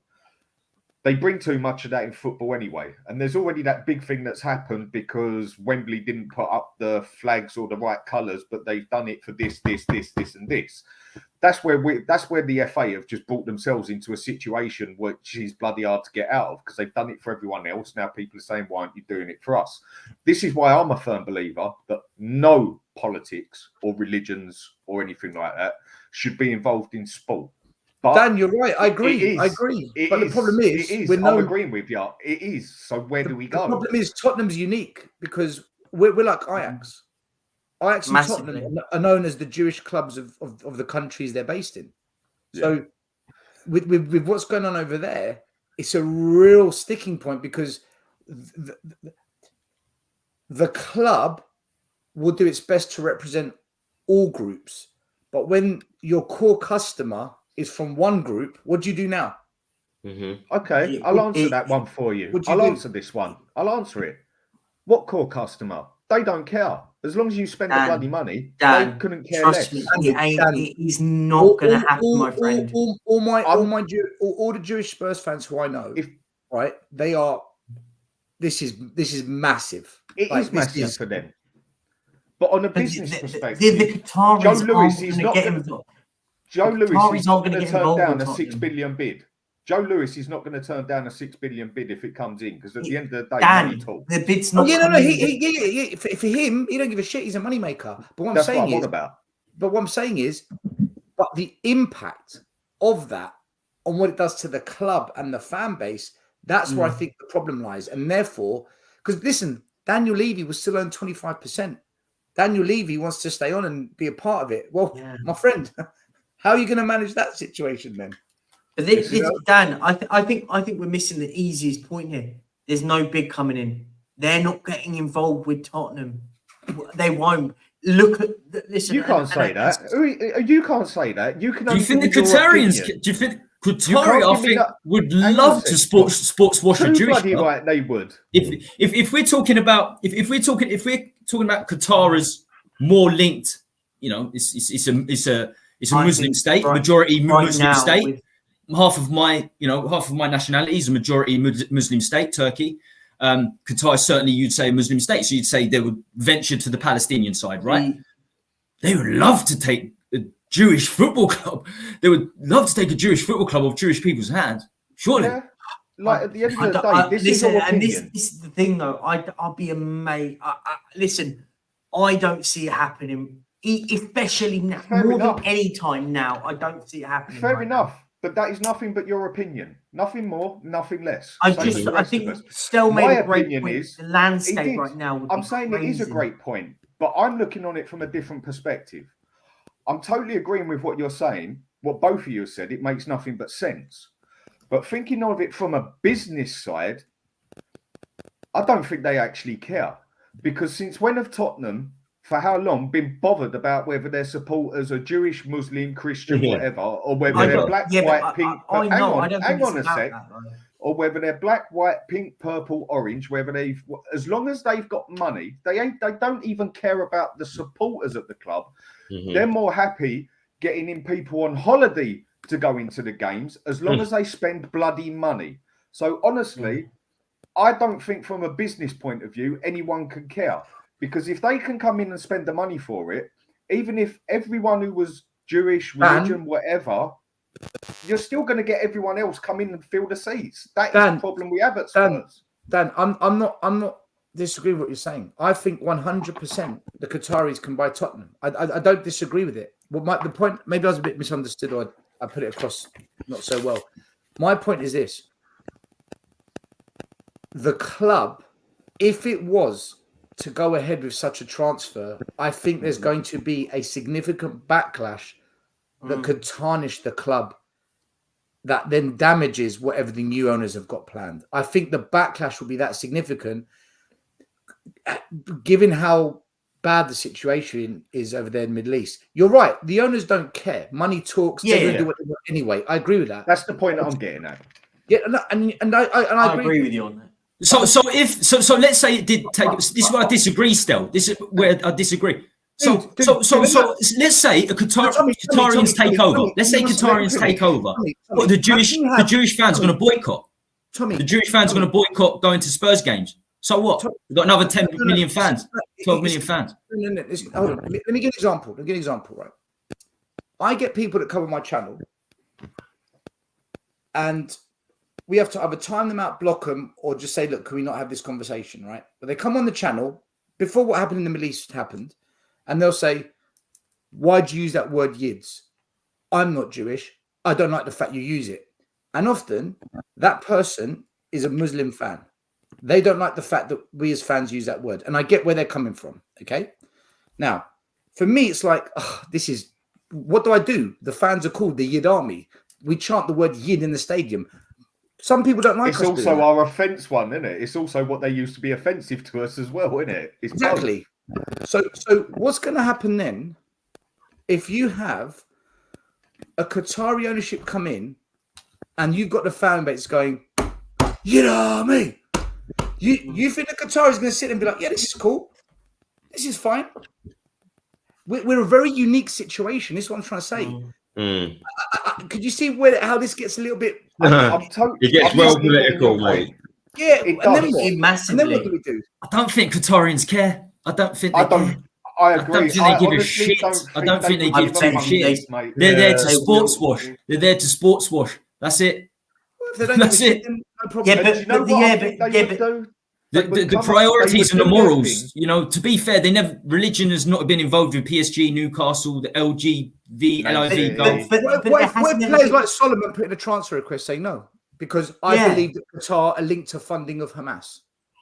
Yeah. Then what?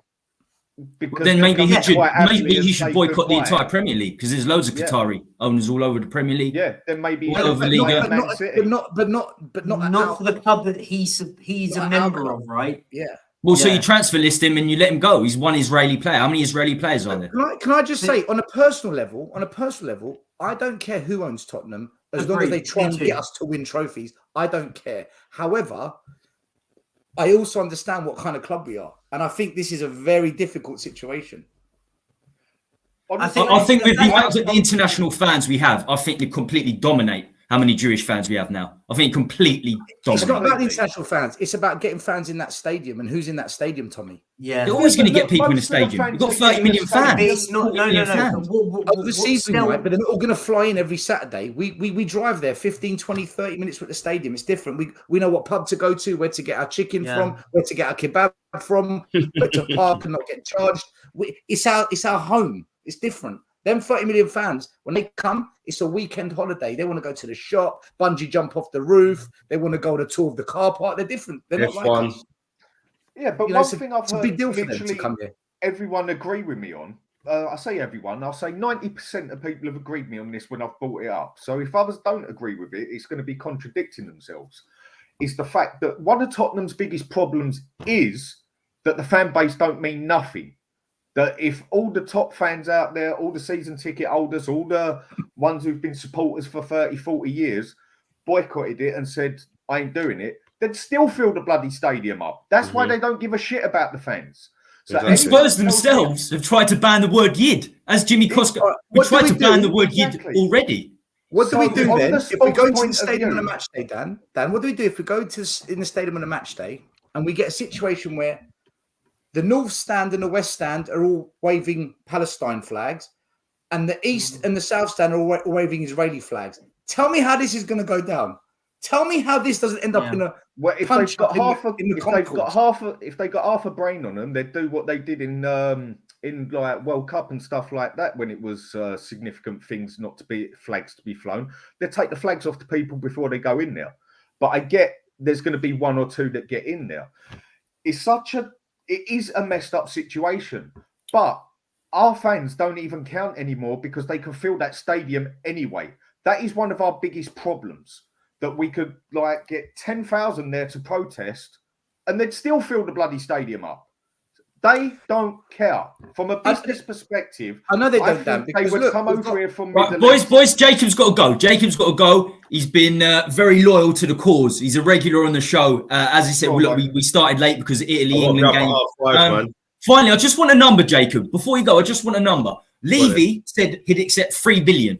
Levy and Lewis came to some sort of figure of 3.5 billion. We'd start looking at selling the club a year and a half ago. What's the number? How much do you think an owner would need to spend? Look, you haven't got a financial degree. None of us have. But how much? How much would be too good, do you think, for Levy to refuse? Because it's Daniel Levy, probably 9 mil, 9 bill, so isn't it? 9 bill. Ridiculous like that, man. Like that's when Daniel Levy just gets away with it. But realistically, if the Glazers are struggling to sell United for realistically, 8 billion they come in and said 5-6 billion for United, and they're saying no to that. So if the Glazers are happy to own United rather than take on 5-6 billion, we can't be Tottenham and talking about the same amount. So I'd say 4 bill. Oh, really? But it's not going to be up to Levy, this one. Levy only owns. Levy will be involved, my friend. Levy no, he won't. Be involved. No, he won't. Yes, he will be. Jacob, one up top. One up top. Get over. Subscribe. Tell us what you're offering, my brother, on YouTube. Yeah, it's just as much as I want to get people involved, my life's just too busy with my work and my kids and that, man. So I always do a review of Tottenham in the midweek, and I do a before, middle, and after on Tottenham. So conveniently, I haven't been getting that many views because the Tottenham been doing well. But mark my words, when Tottenham at some point have a bad performance or a bad result, tune in. Trust me. Jacob's there. Jacob's there. Jacob is there. I'm that guy. When things start turning south, Jacob's there. When Tottenham lose, my house gets smashed up. So tune in. Nice one, Jacob. Take it easy, my man. Take it easy. Right, as I said, we're not going to be on for too much longer now. This is going to be the last debate. What? Can I just Scale, how much? How much do you think it would take? How much would it take for Levy? Yeah, I'll tell you. to refuse? I just want to add before I tell you, like the club has to also consider like fans who aren't Jewish at the club as well and how they feel, right? So that's. I just want to make that clear. I wasn't trying to put this kind of Jewish only Israeli view. No, I don't think anyone thought you were. No, not at all. Just in case, because I know sometimes you can come up with these, these subjects. People can just hone in on something and say, "Oh, what's they hear one word, not the sentence." Yeah. I'm just trying to bring across how it might pan out. But anyway, value. Well, stadium's 1 billion. The debt's 800 billion, but it cash flows 400. The academy naming rights still hasn't come in yet. See, I would say it's less than what Man United were offered because Man United's got such a massive fan base globally. They can 8 do billion they got offered and they turned it down because I don't even think they wanted to sell. They only wanted to get part. Glazers don't. They were just saying no. They were just saying we're going to totally sell just to shut the fans up, and it did, and they got what they wanted. That's what I reckon happened at Man U. The thing is, I think there's more. How much more can you do with Man United? Right? I think for Spurs the potential is massive. I think there's more potential. That's what I was saying at the start. I agree. We've got the most potential in the country, hands down. And when this comes down to it, the reason I don't think Levy's going to have such a significant view on it, if Levy don't want to sell his bit, fine. Shut up, Levy. Sit in the corner. You're a minor here. If Joe Lewis says, I want to sell, Levy can shut up. He ain't doing nothing. Joe Lewis's mental state of mind, I don't think is too far away from Joe Biden, to be quite honest with you. I think I think they're struggling. I think they're at the age where they're struggling to get words out of their mouth. So, so I think Levy runs the show. I think Levy runs the show. Yes, to be quite honest. If it comes to Joe Lewis says, I want to sell up, that's his 75%. Levy ain't going to have a say on that. So evaluation is what a buyer's prepared to bid, right? So I could say I think Spurs are worth $3 billion, but if someone they're only worth as much as you willing to spend. Exactly. I reckon someone would offer Spurs anything between 4 to 6 billion. I reckon that offer's out there somewhere. Yep. What gets you to the table? What gets you to the but what gets you to the table? Then you got to remember that over 3 billion. I mean, answer your own question, Perch. I mean, Perch, answer your own question. Do you think it's 4, 5, 6 billion gets you to the table? I think it's 5 or 6. Really, I think gets you to the table. I think it may even take even more to even get the stuff done. I think the way that we're structured as well is going to be massive, right, in it all, because it's all in different pots. Everything's in different pots. We've got at Spurs is the I agree. I think we've got a stadium that prints £1 million every time it's used.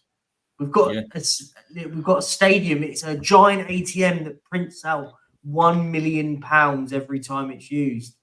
We've got deals coming out of our backside for everything. This is one of those that I think when people sit there and go, "Oh, it's 4," I think it's a lot more. I don't think Daniel Levy and co.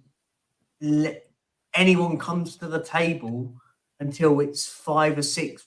That gets you to the conversation. Doesn't mean it's done. I agree. 100% agree. 100% agree. I think it could be around about the 8 million. 8 billion, so not million, 8 billion. If I'm honest, I think you can double easily the 3 billion that was in a statement a couple of years ago. I think you're closer to 10 billion. I think 8 with the revenue in the club, 8 or 9 billion. And I think Levy's very smart. Let's face it, business-wise, he's very smart. Without the stadium sponsor, not putting the stadium sponsor on the stadium is a very big deal, because you don't have that many year part. You don't have a 20-year partnership with said company. So when a conglomerate come in and take over, they're probably going to have a sponsor there and waiting. I don't think that's another big selling point. He done that for a reason. He done that for, what's the word for it? So the word Tottenham Hotspur gets put about the world, basically. There's that as well, of course. I think he's left that out for a business reason, because every time in America, it's what stadium do we go to? Yeah, that's what I'm saying. It is, it's multi-purposes for the Tottenham Hotspur brand, as you said, but also it helps future investors. They can link their sponsorship to the Sheikhs and the Etihad Stadium. The perfect example. The Sheikhs in the Etihad Stadium, they didn't have a sponsor. It was just the Man City Stadium. So new ownership, their sponsor will come through, and that makes it worth even more. That makes the value of the club worth even more.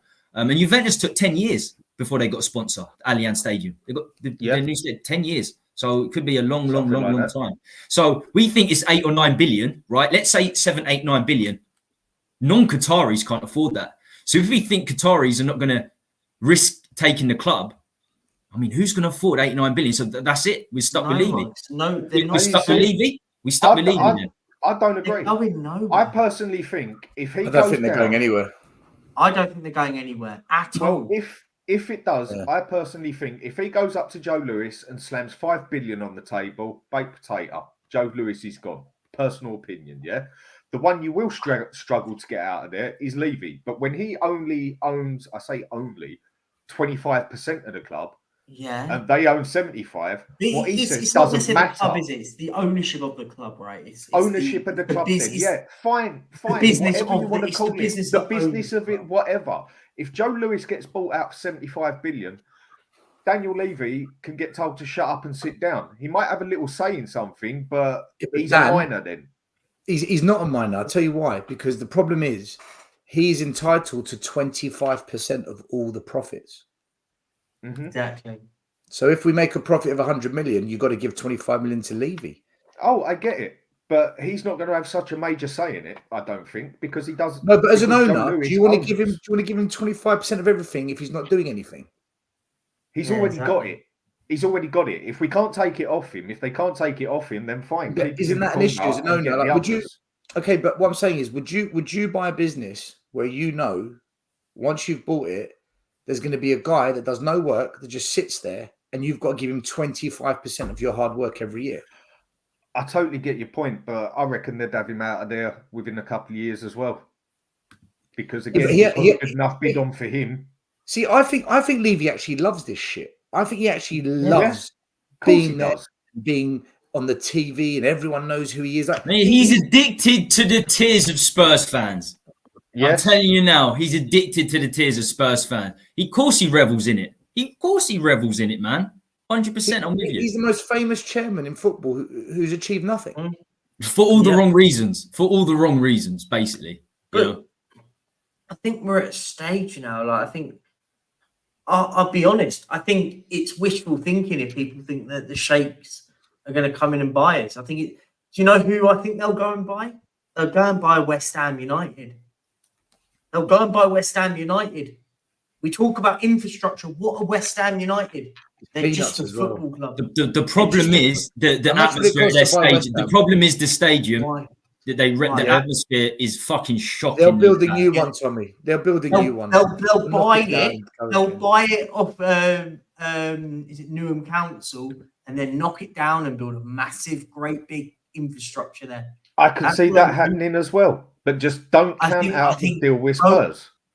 I just don't. I'll be honest. I think it's everyone's more in a state of wishful thinking. Listen, I don't mind that. That's fine, but I don't. Imagine West Ham win a league title before us. Oh my. Yeah. Nice. It's certainly possible. It's certainly possible. That's still going to take 5 years, 6 years. I mean, look at Newcastle. Newcastle are the richest team on the planet, but still ain't got a pot to piss in because of the FFP. They've got to start making money before they can spend money. Yeah, but that's the new ways of how FFP is worked around, right? Listen, you can't. So how's it going to work with West Ham if they go and buy West Ham now? Because West Ham haven't got an income compared to us. Because what they'll do, Dan, is they'll funnel money through other sources, very similar to how Man City did it. They will put on things. They will be able to. They've got a stadium there that is big enough to host events. They'll be able to do. They're one of the only. It won't be a 5-minute job. That is what I'm saying. It'll take them significant years to be able to do that. It can be. I'll tell you one good thing about Spurs as well. It's just the fact that they're a London club. It's always smart to invest in a London club. And West Ham, true. West Ham, they pay peanuts that stadium every year. Peanuts. Fulham. I don't know about Fulham. Fulham's slightly different. I don't know Fulham. I don't think Fulham's got the capacity to scale up. And they've redone the West Stand, haven't they? Craven Cottage is one of the greatest stadiums I've ever been to, and I've been to a lot of stadiums. Fulham have got the same issue as Chelsea because Chelsea can't rebuild their stadium where it is.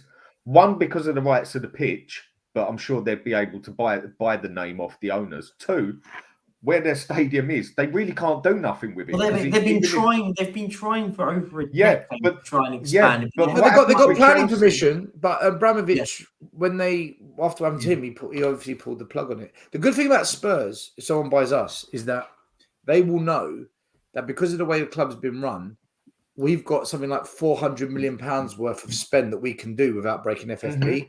So if the owners come in and they just want to drop 400, 300, they can. £1 million on transfers, they can do it, no problem. Exactly. And the thing is with Chelsea, the reason that does anyone actually know the reason why it got pulled out? It's because Abramovich he couldn't get a passport anymore, wasn't it? No, the reason that they had to let it go was because the people who actually own the name Chelsea FC is not Chelsea Football Club, and they didn't want to let go. They own that pitch, not the stadium, and they own the name of Chelsea FC. And it was basically, well, we ain't going to let you have the name. And if Chelsea moved, say, 10 miles wherever, they wouldn't have been able to be called Chelsea anymore because they weren't able to get the rights for the name. Chelsea don't own their name. They don't even own their pitch. They own the stadium. That is what went wrong with Chelsea. Right. Final piece on the takeover situation now. Yeah, this is one of the biggest, I always put a few notes down. This is one of the very important questions I want to put forward. I know Stel and Perchie have got to go soon. So what we're going to do is we're going to put this forward. We're going to quickly run over Muppet of the Week. And then me and Dan will carry on for a little while because we've got a few more topics we want to discuss. I can stay on for a bit. I'm okay. But we got 43 people watching, only 29 likes. Come on, get us to 30. Just one more hit and we get to 30. Likes, people. 35 would be great. And you can see it here. When we put the banners down, here you go. Perchie TV, Stelios, Tottenham away. And me and Dan both do the Hotspur Hood now. So subscribe to all the channels. We're going to get the boys plugged before they leave anyway. So this is the question. I'm going to put it to Stel first. I wanted to put this to Stel first. Do you think Spurs fans and fans in general really care about the politics an owner will bring with them? And I'm specifically talking about Levy out fans here, Stel. Or do you feel that they do not want new owners to prove themselves right? To prove themselves right that Levy was the problem. I think if we get, because I see this a lot, they don't want new owners so they can prove that Levy was not the problem. If we go on winning things with new ownership, do you see what I'm saying? I see it differently. They only want new owners if they know who the new owners are going to be, what their background is. They're not going to be like Abramovich and just buy success. They're not going to be like the City owners, dirty oil money. They don't want none of this involvement with anything that tarnishes the brand, the name Tottenham. Then who do they want? They basically want us to have the perfect, clean-cut, amazing owner that is more about having a good background than actually being able to deliver success on the field of play. But then I see it with these same fans are the same fans that say, we just want good football. Well, don't you want trophies with that? But we just want good football. So, yeah, I do think they care about the politics, Tommy, because when Levy out was at his highest last season, the arguments I was always having with them, I started calling them Levy sympathisers and Levy vaccine takers. I just lost my mind with all of them. I got sick to death of it. Their argument was always, oh, you just want a Chelsea owner, you want a Man City owner. And I said, yeah, I do. They win trophies, man. Why would you not want that? But they don't want it. So I think a lot of fans do care about the politics. A lot. Right.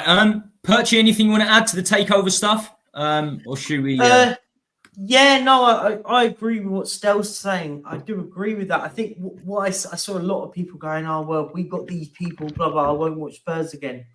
And I called a lot of people's bullshit out, a lot of it, because I said, that's rubbish. It's bollocks.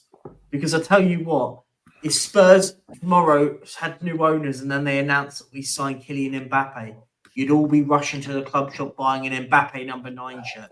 So I said, don't be a hypocrite. Because I know you were. I said, you can't. If you're gonna, I said, don't be a hypocrite. You will be. I said, if you're gonna sit there and if you're against that and you want to boycott that, you just told me you watched the World Cup. It's just been in Russia and it's also been in Qatar. So you can't have it both ways. I think it's for me when people go down this the political route, down this route, I find it very. Where does it end? Right? Are you saying the same people, by the way, that were saying this were all buying PSG kits?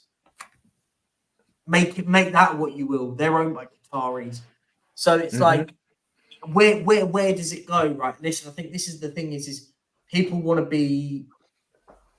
What's the word? Like people want to show their virtue. The virtue signaling want to show that, but actually, football fans are a very simple breed. Whether you like it or not, if you're winning games of football and you're winning football, fans don't care. Like how it started with Conte. Yeah. And Mourinho. People were saying don't like the style of play, but we're winning, so bollocks to it, basically. And then as soon as it went downhill, it was, oh, we want different football. We don't like it this way and everything else. And then we saw that approach with the team we had. We went 4-4-2 against Newcastle, got smashed 7-1. And they said, well, they're going to stick with it. Fans are going to stick with it, whatever. No, they didn't. 20 minutes into the game, fans went. And this is the problem. It's the fickle fan base. We need to stick with the team. We need to stick with the team. That's always been the key. Always been the key. And it goes back to, I'm not going to go back there about the project. But if that is in place, we need to stick with it, even if there's a few losses here and there with young boys coming in. It's essential that the Spurs fans stay on board and the ownership stays on board if we lose games too, because they want to get Champions League football and European football. The ownership. So I think whether we like it or not, I think we just have to bear with it. I think fans need to understand where we are now. I think we're not this. I think fans forget that we're not this grandeur, but what we have to do is, I agree, back the team, support the team, and a few comments I want to get to before Muppet of the Week. So Daniel E says, what about Palace? Good point. So many London clubs. What about QPR? They tried it, didn't they? A few years back. That didn't work. Hit the lights, people. Total Hotspur boys. They stream on the channel. They're part of the Hotspur Hood on a Saturday midday. They're based in Australia. They're fantastic chaps. If you haven't watched their show, make sure you do, because they stream on their own channel. Total Spurs on a Sunday, usually doing the watch-alongs or whatever day the watch-alongs is. So Total Spurs, make sure you get over there and subscribe. Mari, part of Stell's team, Tottenham Way. You've seen him on this show. He's going to come on tonight, but he was too busy. So big up Mari. I don't care about winning. James Flowers. Any chance we can talk about transfers, Tommy? I'll do a solo stream Thursday, and I always talk about transfers Thursday. So stick with that. We haven't got too much time. We haven't got too much longer. The new deal comes in 3 years' time. Good night, Pete. So you don't want to talk about transfers, you're going to bed. Good night, Magic. But stick around. We'll stick around for Thursday show, solo show. We'll discuss this, and it's completely interactive, so I'll completely go through the chat. Right. Over to Muppet of the Week. It's not that controversial because we have brought it up, the whole the whole Israel situation. But first up, Daniel Levy. Daniel Levy's always here. Exclusive member of the Muppet of the Week. Many have a problem with the Jewish community, him not bringing out a statement to do with the Jewish community. I was just looking up as we were chatting about it. The surveys are saying that it's just less than 4% of the fan base in Britain are Jewish, which is still a hell of a lot because we've got a massive fan base. So many people are digging Levy out because he didn't come out of a club statement supporting the Jewish community. Tommy. Wait, one sec, Stel. Let me go through it, and then you can say a bit. Richard Madeley on the same topic. He's getting a lot of stick on Good Morning Britain, saying that the Israeli airstrikes on Palestine were similar to the British's on Nazi Germany. A lot of people are talking about Richard Madeley. He should be fired. Finally, Scottish fans celebrating qualifying for the Euros like they won the Euros. Good old Rabsy Nesbitt here. They got 1 point from 9 last time in the was it the World Cup or the Euros? They were shocking, but they're celebrating like they've won the Euros. Chances are they're not going to make it out of the group. Muppet of the Week still. Any of these, or have you got one of your own? You said you wanted to touch on the Daniel Levy situation. I think you wanted to come in with the Daniel Levy situation and his lack of a statement. My Muppet of the Week goes to Jurgen Klinsmann, because he's supposed to be a Spurs fan, right? He's supposed to be one of us. He's supposed to be thinking about our best interests. But to save his ass, because he's in trouble as the South Korea manager, he's gone and played a semi-fit Son in a game he didn't have to. They won 6-0, right? Son didn't need to play. So my Muppet of the Week is Jurgen the German. We love you, but what the fuck are you doing, bro? Like, look after our players, man. You know? Is he a Spurs fan? I don't know. Has he said he's a Spurs fan? He said he's a Spurs fan. He has said it. I never. But to be fair, altogether, he spent with 2 loan spells. He spent about 14 months at us. It was a great 14 months. but he didn't play for Spurs for a great deal of time. He done more in 14 months than Eric Dyer's done in 9 years. no, exactly. It was unbelievable, magnificent. So Stells is Stells gone with Klinsmann. Dan, any of these as a Muppet of the Week? Or are you going to nominate one of your own? Do you know what? You've still got the Liverpool supporters out there complaining that the world's going against them and everything. Still. Look, go on a few of the other shows. I ain't going to say no names. We're actually pathetic now, you know that. I know who you're on about. The bin dippers. Yeah, it has got to that point where they are still going on about it and how it's going to happen to them again because the whole country and the FA is against them winning the league and they don't want to see Liverpool do good and nothing goes in their favour. And I see it off quite a few channels, especially specifically one of them. And like I say, I won't name nothing, but I think all three of you know who I'm on about. Yep. And all I keep hearing about all the time off them is poor old Liverpool, poor old this. So I'm going to go. I still think it's Liverpool fans because they still ain't got over what happened excess of nearly 3 weeks ago. They're still going. Maybe I should make them exclusive members of Muppet of the Week. With Dan League. I mean? It only leaves one spot though, doesn't it? Yeah, they are still whinging and whining about it and everything, and they just won't stop. And you watch anything else that goes wrong from this season, they're going to play it on the whole country hates them. The whole country wants. For me, it's still the Liverpool fans. Because they just won't accept it and get on with it. They're still whining about this 3 weeks later, nearly 4 weeks later. Even it's still Liverpool fans. Liverpool fans. When will they just get on with it? Basically, one tick for Liverpool fans, one tick for Klinsmann. Perchy, Muppet of the Week. Easy one for me. Gareth Southgate. That man is the biggest Muppet of the week, and it's not. We won 3-1 lot tonight. We won 3-1. Who cares? The man he wins tonight because of Jude Bellingham being absolutely wonderful and Harry Kane being supersonic. Literally the only reason he wins that game. He's tactically inept. He's one of the worst England managers ever, and I don't care what people say. I agree. He's awful. He gets away with it and all this nonsense. Oh, well, we got us to a final. I heard someone on the stream earlier today told me, oh, well, he's the best he's the most successful manager since 1966. Successful. For what? For losing a final against a god-awful Italy side. An Italy side that couldn't qualify for the World Cup. Are on the brink of not being able to qualify for this Euro. I think it's based on stats, isn't it? I think it's based on points per game and stuff like that. What, with one of the best England teams we've had since 1966? But the point is, he's got us to more places than the others have. But I'm totally with you. I think he's terrible.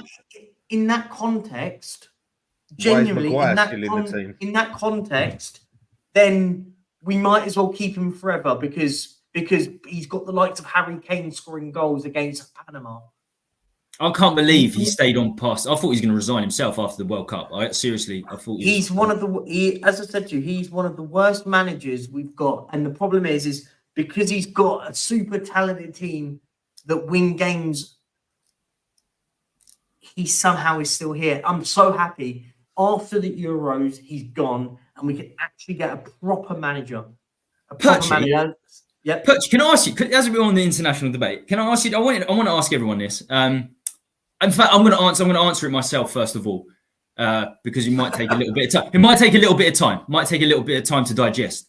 So, you had the opportunity. You have an opportunity of Spurs to win the Premier League, or your country, whatever country you happen to support and be from, to win a World Cup. What would your choice be? Now, for me personally, I'm slightly different to most Spurs fans because I started sporting in England in 1996. My first memories were the Euro 96, Gaza goal against Scotland. So my first big introduction to football was that. So I have to say, Premier League Spurs title over an England World Cup win, I would just, even though I don't really like international football these days, it would have to nudge towards England winning a World Cup. I would have to nudge. Really? I'd have to nudge towards England winning a World Cup. Spurs winning Carabao Cup. Over England winning a World Cup? Where's your pride, man? I'll be honest. it's sucked out of me. Are you from England? Can we say you support England? Okay. Yeah, I watch England. Not Spain. You're in Spain at the moment. You're not a Spanish fan. I live in Spain. I'm not. Oh, okay.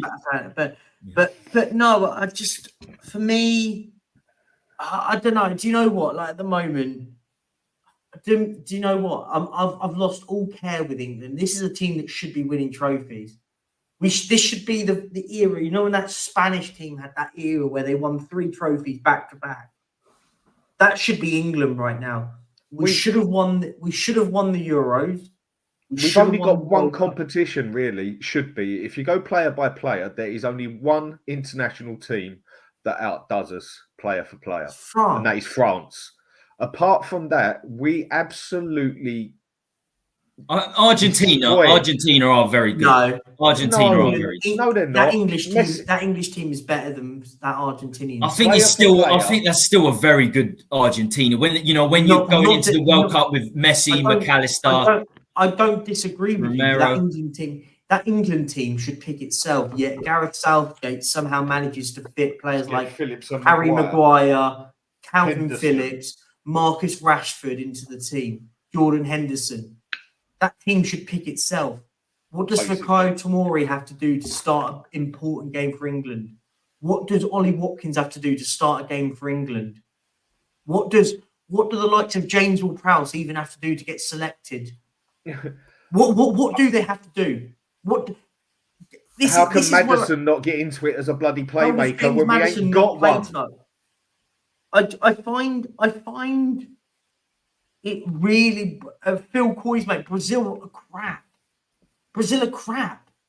England should be battering teams like Brazil right now.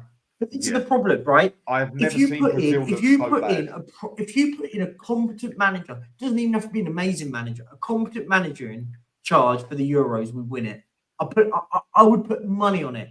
If you put someone like an Unai Emery in charge, he goes and wins the tournament. This is the problem, right? Because we've got a yes man in charge at England that everyone seemed to love. And listen, he did a good job when he first came in. He steadied the ship. That's all he should have been there for. We then made him the leader of the boat, the captain of the ship now. And we can't seem to win. We win games when it doesn't need to be won. But when we need to win games of football, he's tactically inept. How can you be in front of both of the biggest games of this country's career? See, like since 1966, go 1-0 up and manage to lose both games of football. Right, Stel. Greece World Cup or Spurs Premier League? Cyprus. Fucking hell, Tommy. No. Sorry, bro. Cyprus, Greek Cypriot. So Cyprus winning the World Cup or Greece? Who do you support? What's your nation? Yeah, but you're doing nation versus club. That's What is your nation? I don't know. Greece or Cyprus? Who do you support? I used to support England, but then after we got rid of after the 90s, I just got fed up of it because I just fed up the way they pick managers. Even now, it bores the fucking shit out of me. The last decent manager we had that I liked was Sven-Göran Eriksson. I backed England when Bobby Robson was manager. That was the best World Cup ever, Italian 90, in my opinion. I backed it when, oh man, when Venables was manager for the Euros, when what's his name? When Glenn Hoddle was manager at France 98. I was even happy when we had what's his name after Hoddle. I backed him, but since the 2000s, man, it's just been dire. I've got to be with Dan just for the the stuff that was happening in the background. Sven-Göran Eriksson, I did enjoy those days. He was the last one I liked. He was unique, wasn't he? He was sort of unique. Was all right, yeah. He was a bit like Ange in terms of didn't really celebrate, sort of didn't give much away. But I did like Sven. He had great centre backs to choose from. He's exactly the opposite of what we have now. He had like Judas, Carragher, Terry, Ferdinand, and we just don't have centre backs. We've got everything else, but we don't really have centre backs. We're playing Maguire. So it's weird. We should be in the top 3 of winning the World Cup. I think us, Argentina, France. I'd say that we're the 3 biggest. I think we're the 3 biggest. If you go player for player, I don't think Argentina touch us. But it's not just player for player, is it? Though it's a team, and Argentina fight for the cause. The players. Okay, fight I'm for the just cause. saying. On paperwork, there is only one team out there that has got the quality to beat us on the paperwork, and that is France. The rest of them, Germany, are the most poor I have ever seen them. Ever. I'm 42, and I have never seen Germany look this poor. They are pathetic at the moment. Spain, I have seen them be probably one of, if not the best country I have ever seen at one point, either them or France.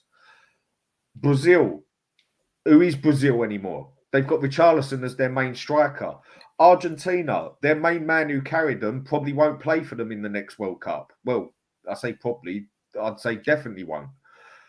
And then you go to others, Croatia, they're not looking anything anymore. The only ones who seem to be up and coming, in my eyes, is Holland. And they're still a mile off what we are. We should be able to get to that final blindfolded. I think if England change their manager, they can definitely win the World Cup. Yeah. In fact, if England changed their manager and had someone progressive or interesting, I'd support England again. I just can't. I struggle with this manager, man. I think he's awful. I think he's crap. He is. He's ruining a really good generation of players as well. I understand he came through the ranks, under 19s, under 21s, England manager. Man. He's a yes man. He got sacked from Middlesbrough. His only club job was getting sacked from Middlesbrough, for fuck's sake. What's he won as a player? Oh, Portugal. How can we forget Portugal? Portugal are top team, Portugal. Yeah, I didn't think Portugal haven't. I'm not just saying that because he's a super chat. England have got a better team than Portugal. Oh, but Portugal, come on. Portugal are insane. Yeah, but their team, Portugal. Player for player, England. And you even look at England's sub bench. Portugal, a serious team. Yeah. Argentina are a serious team. Even our subs bench is pure quality. It's not even a big drop down. It is just quality. The only place that England lack is defence and maybe a left back. And a goalkeeper. No, I disagree. Nah, what's wrong with Pickford? Right, tell me one bad game Pickford's had for England. One in the past 2 years. I think he's really. Give me one bad game he's had in the past 2 years. But you could use that argument for Harry Maguire, and fine. But Pickford's difference is Maguire don't play for his club. Pickford does.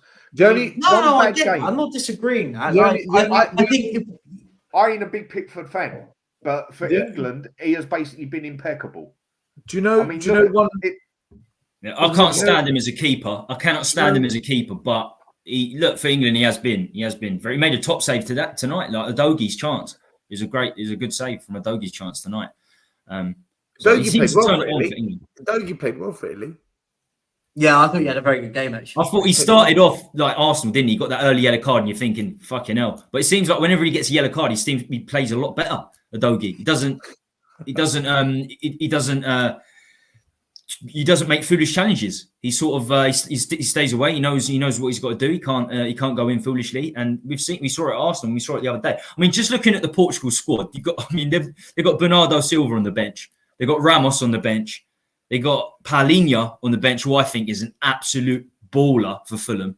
Paulinho, Ruben Diaz, Inacio, Cancelo, Felix, Rafael Leao, Cristiano Ronaldo. Fine. Bruno Fernandes. Portugal do have a very, very, very good team. Yes, they do. But when you look at England's one is better, player for player. And then if you go past the first 11, what we can also bring into that team if needs be, I don't think there's never been an England team stronger. And I think that's a fair top. I think that's fair. But I think there are other countries that are still very, very good. I still think, Germany, Italy, and Spain. I agree with Germany, Italy, and Spain. They're falling off the cliff. I'm saying better. France are the only ones on paper, player for player, that are better than England. Portugal, very good, but player for player, no. We are that strong out there that we can take off. We can take off bloody. What's his name? Foden. We can take on the Pope. No, I was just thinking by something I read there. We can take off Foden and put on Grealish. We can stick Maddison in the middle. There is so many options we have got. The only place we ain't got it is in defence. Apart from that, we've got it everywhere where the player can come off and the next player that comes on is just as good. It's not a major drop like at Spurs or Arsenal or other clubs. Only one team beats us for me, and that is France. But with Southgate there, it ain't going to happen. And I think with World Cup, I think with national teams, a lot of players like Romero's will forget about the Premier League and completely focus on their national team. I think it's not just individuals. It's so big. The pride in your nation, so big in other countries, doesn't seem to be the same here for a lot of players. I think the cohesion between players isn't there. But we've definitely got the quality, 100%. If this team doesn't win a big European, a big trophy, whether it's the Euros or World Cup, in this generation, in this era, it'll be a failure. It will 100% be a failure. And we need a new manager. We need a different manager. Imagine will Postecoglou be good at England in a 40? I think Postecoglou would be fantastic. Even Pochettino, with his style of play, it would be perfect. Absolutely. We got Poch soon. We've got Poch very, very soon. We got Chelsea. Soon. But I think we've got to leave it there. I think we'll wrap the show up there. It's very, very late. I want to say a big thank you to those who stuck with us, watching the show 20 past midnight. Fantastic. The guests, Stel, Perchy, Dan, not really a guest these days, but you know what I'm saying, massive part of the Hotspur Hood. Stelios, tell us what you and your channel are releasing and has coming up. I've got a show tomorrow. Mari's going to do it with, he's got Sava, Alan from Time and Don. I think I might be going on that one. And then we got Thursday, North London Zows, which is just basically a car crash of a show. You just beating the shit out of Arsenal fans, pretty much. Yeah, and they punch back and all that. And then Friday, like you did the other night with Romero and Saliba. Can I say? I watched that and I wanted, go on. There's one guy that come on. I was absolutely in hysterics. He wasn't listening to what he was saying, and he said something that was so dumb. I just broke down. I couldn't argue anymore. Anyway, I know what point you were. I watched most of it, 3.5 hours of it after I got in from the pub and that. But and there was another one I did like on there when the Arsenal supporter was saying that Saliba was better purely because he won more games, and then you turned around and said, "What? So you're telling me Nketiah and Jesus are better than Kane because they won more games?" And he just had to basically admit, I just hung myself. He had to put his. I did watch it. It was good. Do you know? If you actually break it down and you look at it with an open mind, that it cannot be argued. I know it's hard to accept. I know it's a tough one. Romero has been better than Saliba for the last 365 days. He truly has. I completely disagree. But go watch it. And I don't care about. So the fact is, Stel, I don't care about stats. I don't care about stats when it comes to defenders. I really don't. I couldn't care less about stats. I couldn't care less. Well, then you don't care about clubs when they sign players because they're using stats to sign players. Not defenders. Yes, not defenders. They use it to validate. They use it to validate, or they use it to take the scouts over there. But they won't sign players solely on how many headers he wins. If he wins one more header than said player, or one more tackle than said player. Because defending first and foremost is about positioning. There's no stats on positioning. If you position yourself well, you're not going to get as many attempts to tackle or header. I mean, it's as simple as that. But if you are, if you mark a player well, you don't need to make a header. Tommy, 1 minute. First of all, Van der Ven was signed based on a data-driven model. Fact. Number two, if you are exposed to more situations where you have to tackle, there's more scenarios where you can get it wrong. That's why it's done by percentile, not numbers. And this is where people go wrong. So you watch. Forget all that. Stuff. You watch Romero and Saliba. You watch Romero and Saliba. Take the stats away because this is what actual scouts do. If I was a defensive scout, and went up to my chief scout, say when I used to work for Stevenage in League One and some of the National League clubs when they were in League One, and I said this guy's stats big better than this guy. This guy's would tell me to fuck off. You tell me to fuck off. You go to the game, see how this player plays. I want to see everything. I don't give a shit about he's got 1 percentile, 0.1 percentile heading. You tell me to fuck off. You go fuck off. You're not working for us anymore. And then along came Liverpool, who moneyballed it, won everything on the lowest amount of money spent out of the top 6, that then caused Brighton to say, we'll have some of that. Look at them now.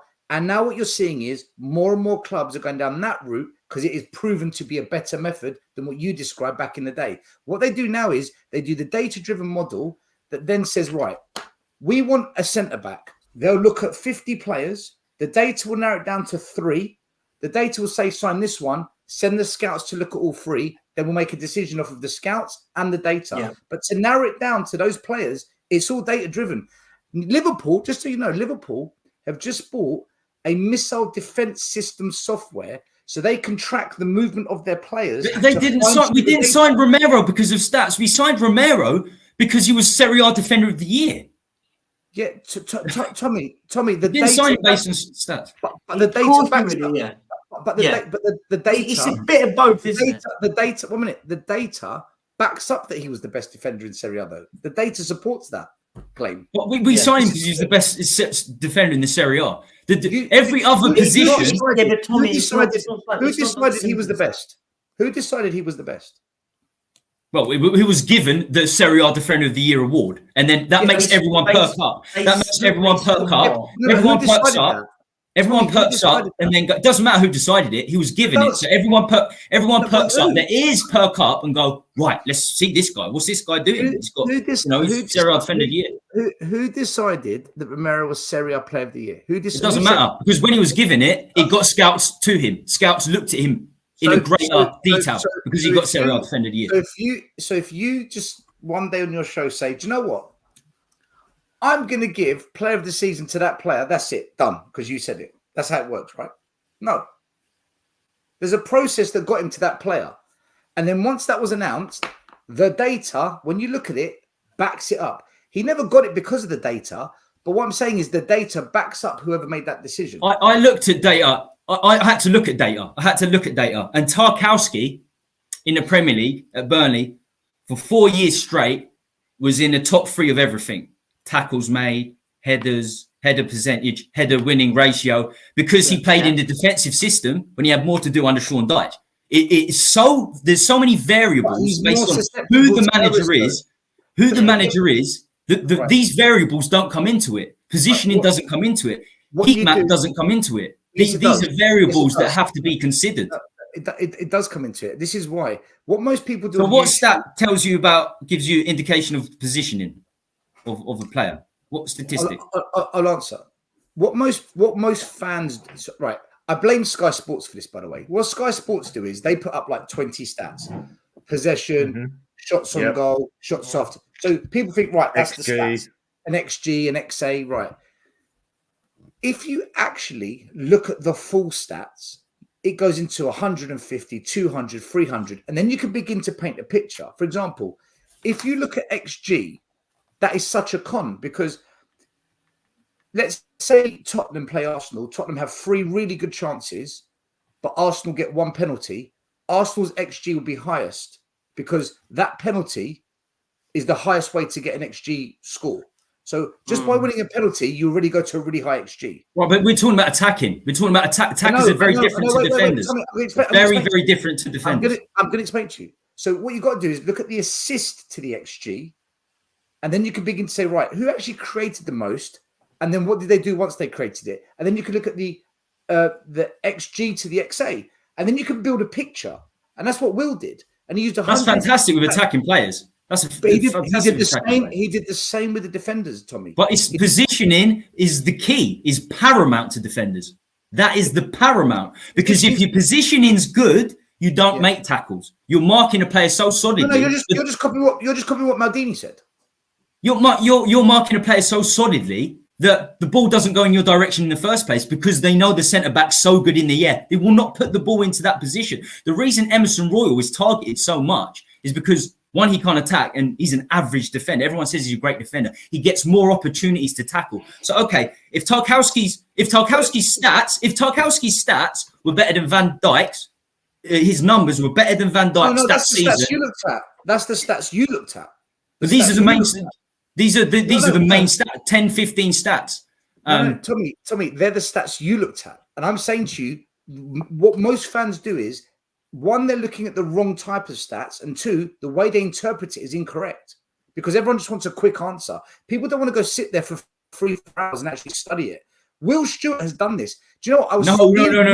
That's exactly the opposite of what I disagree with that. The lazy thing is to bring up stats for 3 or 4 hours when it takes 60 hours to see how a centre-back plays. Because you have to watch a centre-back over a full 90 minutes. You have to watch a centre-back over a full 90 minutes. Which is if you're saying this, then you take all the scouts across the world out of the game. If you just go by numbers, you take them all out. They're all gone. No. They're all gone. No. Why? You said it's completely stats based. You said Romero's better than Saliba because of stats. At the elite level, they're gone. At the elite level, Tommy. At the elite level, in the lower non-leagues, they don't use data-driven models. They just go and do the eye test. Why? One, they haven't got the money. Two, they haven't got the resources. And three, it's just an easier way for them to do it. The data-driven thing's not simple, dude. It's complicated. It's time consuming. It's time consuming to go to a game and watch these players, and that's what you people can don't work out stats quicker than you can by watching 10 games. Because Spurs. Of course you can. Of course you can. You've not heard. You've ignored what I said at the beginning. I said they use the data to narrow down from 100 potential players. They narrow it down to 3. These are the 3. The data said. Don't go waste your time watching 20 players. Just go watch these 3 because the data has told us one of these is the one. And then the data will say, player A, we think is the best one. Scouts, go do your job. And they go look at those 3 and then they make a decision. So what I'm saying is you need to do both, but the data is what drives it now. That's what I'm trying to say to you. The data is the driver. It's no longer the eyes.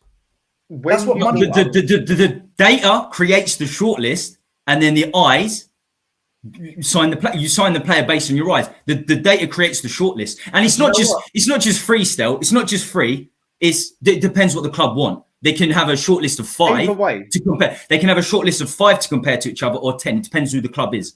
It depends what the club is. They'll find add it all up together. Top 10, 150 stats that fella brought up. Will, I think his name is, and then could have added a lot more onto it. Romero won hands down. When you look, and that's exactly why. If you tell me that Romero has been better than Saliba for 12 months, that is exactly why I will never use stats. Who won a World Cup? So what? What's that got to do? You can't do anything. He only started every game. Yeah, okay. What's that got to do with it? They finished higher in the table. Arsenal or Spurs, 6 places higher. So who's conceded more penalties? Who's conceded more penalties, Saliba or Romero, over the past 12 months? Saliba. So what difference is that? Romero's the most committed the most fouls. Romero missed 2 months of every season. He misses 2 or 3 months of every season. Saliba missed the last 2 months of last season. Let me tell you something. Will and I used to argue all the time. I was like you. I used to go in on him, say bullshit. It's the eyes. It's not bullshit. I understand the stats are higher. It's just the basis of you. Let me finish what I was going to say. Right. Okay. And then one day backstream.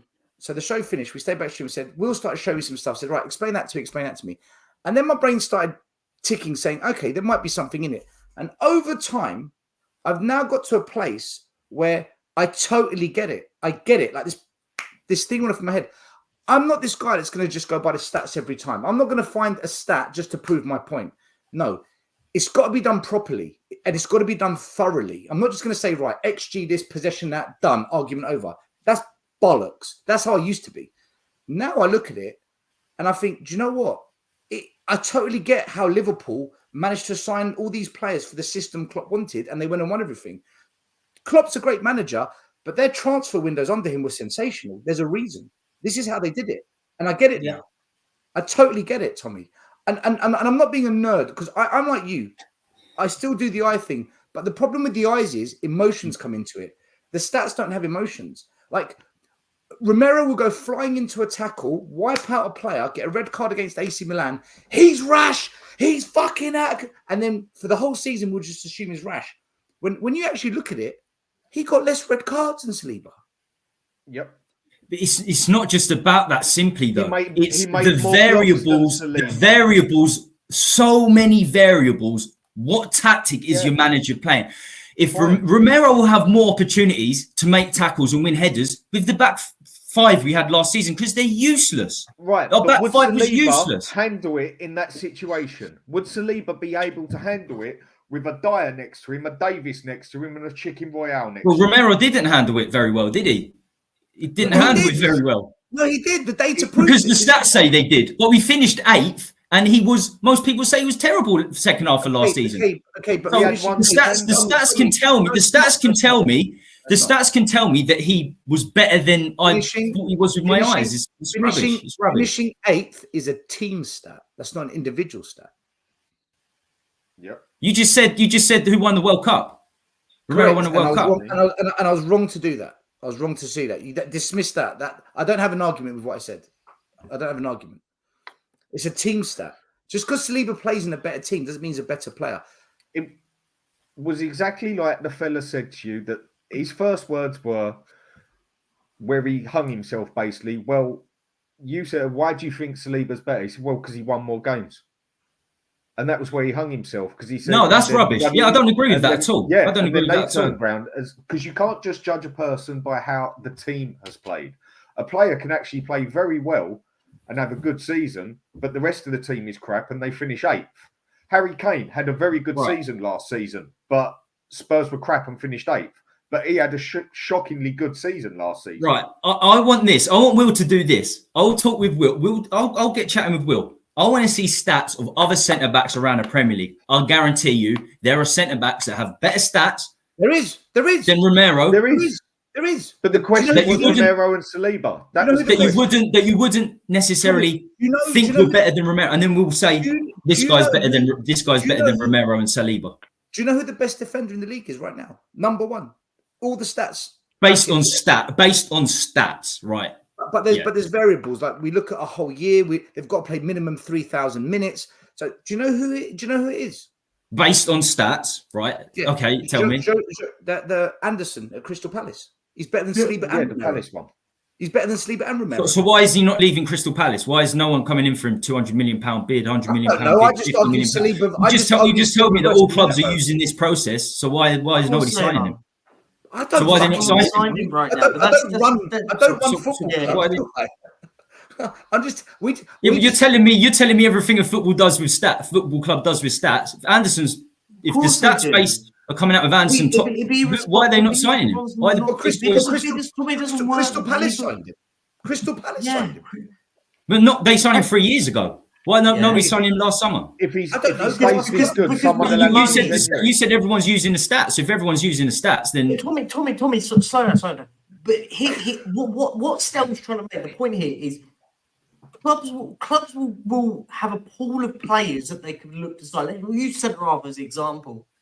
I know what he said. No, I know what he said. But I'm not. Look, Perchy. I'm not talking about who clubs go for in the transfer market. I know that this is how it works. I know this is how it works. But we're comparing a player to another player who is better. Yeah. I'm not talking about how we sign players through stats. I'm talking about saying one player is better than a player over a season. Hang on. But being better is subjective. Exactly. But my point being is stats will drive you into, you will create it for a subjective reason. If you're signing a player, for example, if you're comparing a player to a player, you have to use the eye test. Hang on, we're not going to sign Sergio Ramos in a position that we've got Mickey van der Ven in, because statistically, we all know Sergio Ramos is a better defender. We know that. But for the role that we need him for, he won't be better. It's all subjective. That's how things work. Exactly. Right? And the biggest subjective situation is, do you believe in stats? If he's got the best stats, is he better than said player? That means he's played better. It doesn't mean he's necessarily a better player, but it means he has played better. Brighton's entire club is with the stats. He's played better on stats. He's played better on stats. Not stats. It is stats, because you've just said he's playing these numbers. You heard half of the conversation. the stats reflect what a player does in a match. Yeah. They're not made up numbers. They're there to show what the player's doing in a game. But the players don't. But 99% of people will be shocked if Saliba was better than Romero last season. It's over 365 days, so it's part of this season as well. It's 365. Yeah, 365 days. But 99% of football fans. I was shocked because it's not true. No, it is Romero true. is not a better centre back than Saliba. This is the last year. It might be in the future, but he is on stats, on numbers. Unfortunately, football's the numbers reflect numbers. It's not a stock market. This is not a stock market. You know, this is a 22-man flowing sport. This is not a stock market. How one player has competed in it. I wanted to go on this show and say what and disagree with it, yeah. But after watching it for 2 hours, I just thought, you know what? I'm not disagreeing with it. I'm agreeing. I'm agreeing that the stats are better, but it doesn't mean he's better. The stats are better doesn't mean he's better. That's subjective, I guess. The question was who has played better. All right, let me tell you what Will said. Right, let me tell you how, because someone said what you said on the show, right? And this is what Will said to them. He said, if you've got JB Carragher that says Romero's better, ex-pro, played the game, defender. Phil Neville then says, no, Saliba's better. Ex-pro, played at the top level, like Carragher, won trophies, defender. You've got two top defenders of their time, both saying Romero's better, Saliba's better. How do you decide? The data. And when you go to the data, it says Romero has the edge. So what if 9 of the analysts say Saliba was better and Romero wasn't? Then what do you say? Tommy, 1 minute.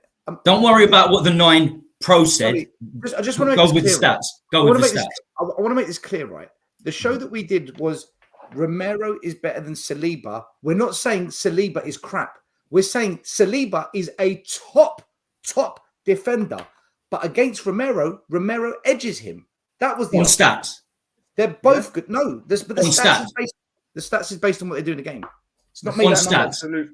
Romero absolutely wiped the floor with Saliba. What stats? Exactly, and that's why I'll never use stats because Saliba's a better centre back over the last year. If the stats show that Romero has been better than Saliba over the last 365 days, I will never use stats defensively. Because your emotion is thinking how shit Spurs the football team was. No. Romero. Many people would agree that Romero, certainly second half of last season, was very poor. The main problem a lot of people made is they go by how many tackles were made. 95. I don't. Example. That's if anyone's doing that, then they're idiots. But that's how a majority of people do it. What they don't look at is the percentage of it. So out of 95 tackle attempts, example, he got 85 of those tackles right, which is a percentage of let's say 90%. Where Saliba, for the same amount, example, got 75 of those tackles in. So he only got 80% of his tackles right. So you go on percentage, not just numbers of tackles that were made. You've got to go by the percentage of how many were successful. But what clubs? Right? It's very dependent on what clubs said player played against when he got these stats. That's very key. Yeah, fine, it is, but it doesn't matter at the end of the day because you can't have stats for it. The reason it doesn't matter is because stats cannot tell you that. Tommy, yes, it can, because you can see what percentage of the stats were taken from top 6 opposition. This is why I'm saying, this is why we did 150 statistical answers. You would need 10 million.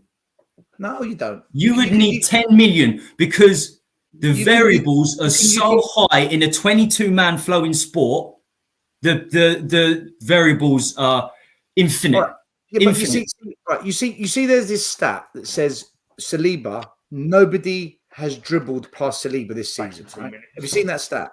Saliba has not been dribbled. I don't care about stats, so I wouldn't have seen. I'm just saying, people will say, "Oh, Saliba's no one's." Okay, forget the stat. The eyes, if you watch every game, your eyes will tell you no one's dribbled past Saliba. No one can dribble past him. The eyes will tell you that if you watch every game. But here's the problem with that. What no one's telling you is a dribble is when you actually have to take on a player where you're opposed. Running past someone means you just they don't put a tackle in. It's unopposed. Saliba gets run past a lot. Go look at when Maddison won the ball off Jorginho. Saliba comes forward, someone runs past him, Saliba lets him run, and Maddison plays the ball. So the data and the eyes will tell you no one dribbles past Saliba. That's because they're running past him. That's why the data is good, because you can paint a picture if you know how to interpret the data and what you're looking for. I can counter a lot of the things people big up Saliba on. And I repeat, he's a top defender. I'd have him at Spurs tomorrow. But Romero's better. That's the point. In terms of stats. Right. Well, okay. Well. In terms of stats. I think we haven't talked anything about eyes. It's just been completely stats. Right. The stats are based on what happens on the pitch, Tommy. They're not made up numbers. It's not like today I'm just going to give him... It's made up on the pitch through numbers, because the stats. They're made up through the pitch on the numbers they get on the pitch. Look, compared to another player's numbers. So it's numbers against numbers. Numbers against numbers, creating numbers. Players are not numbers. But they've got numbers on their shirt. But they're not numbers. The numbers represent something. Those numbers represent how successful they are. In a stock market, it's fantastic, but not on a football pitch.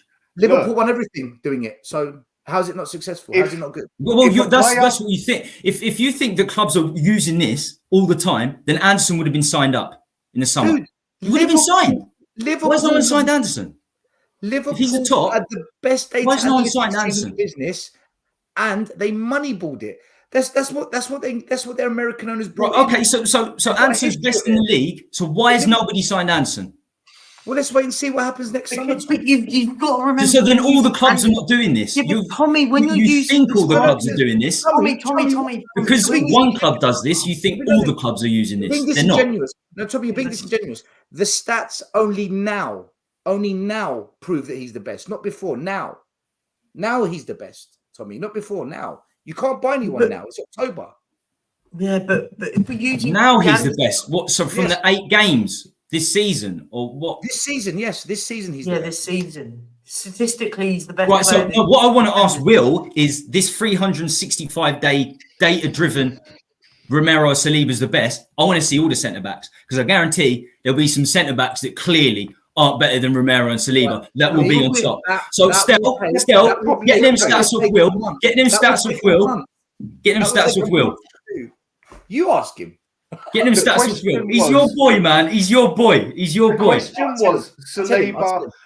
The question was Saliba and Romero, who's played better. Yeah. Now, if a player goes in and makes 5 successful tackles and 5 blocks in a game against Bolton or Brighton or whoever, but the other player only does 3 of them and gets 2 go past him against Liverpool and Man U, who's been better? Does it matter who they're playing against? If they're doing their tackle percentage and they're getting it right against where they're playing and who they're playing, it's got to go by that. You can't just say because they was only playing Brighton or they was only playing Bournemouth or they was only playing Luton that their stats don't count against someone who plays against Man U, Liverpool.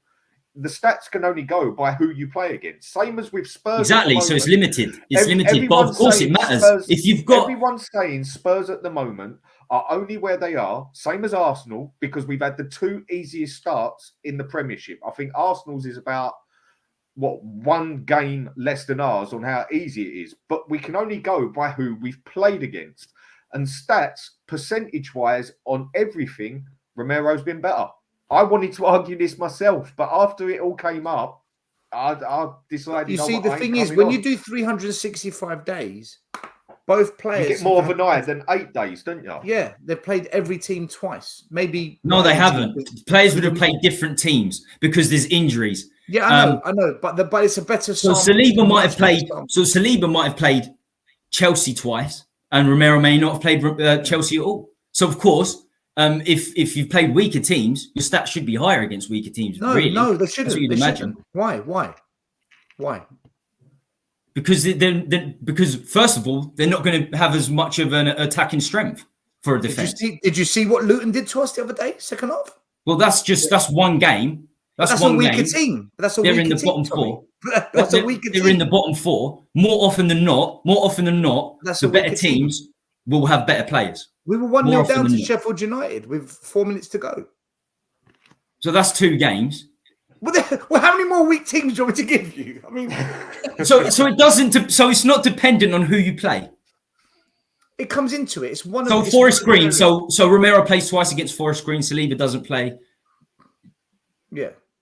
What I mean, the variables are so huge. But this is why it's a good comparison, because they're both Premier League players. They both play similar teams. Look, somebody put in the chat is subjective.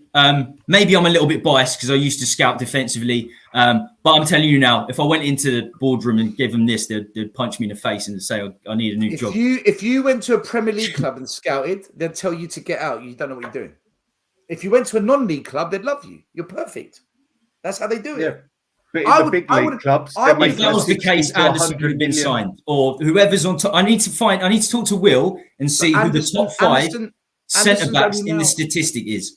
It's all right saying Romero versus Saliba because it's Arsenal Spurs. I need to see just the question.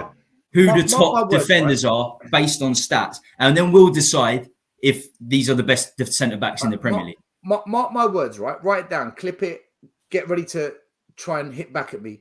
In 5 years' time, I promise you, every YouTube fan channel is going to be talking so much about stats and data.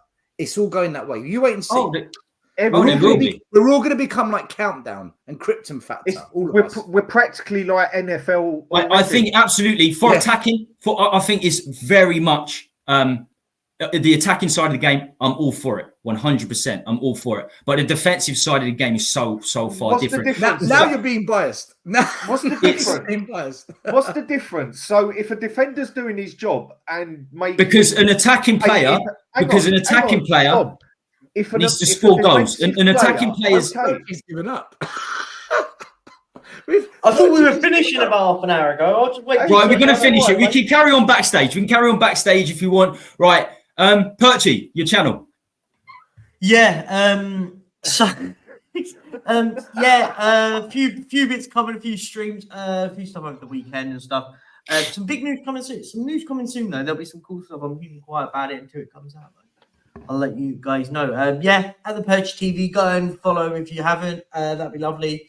It's drying up for subscribers at the moment. It feels like it's an endless cycle at the moment. It's killing me. But yeah, cheers. At the Perch TV, big up, guys.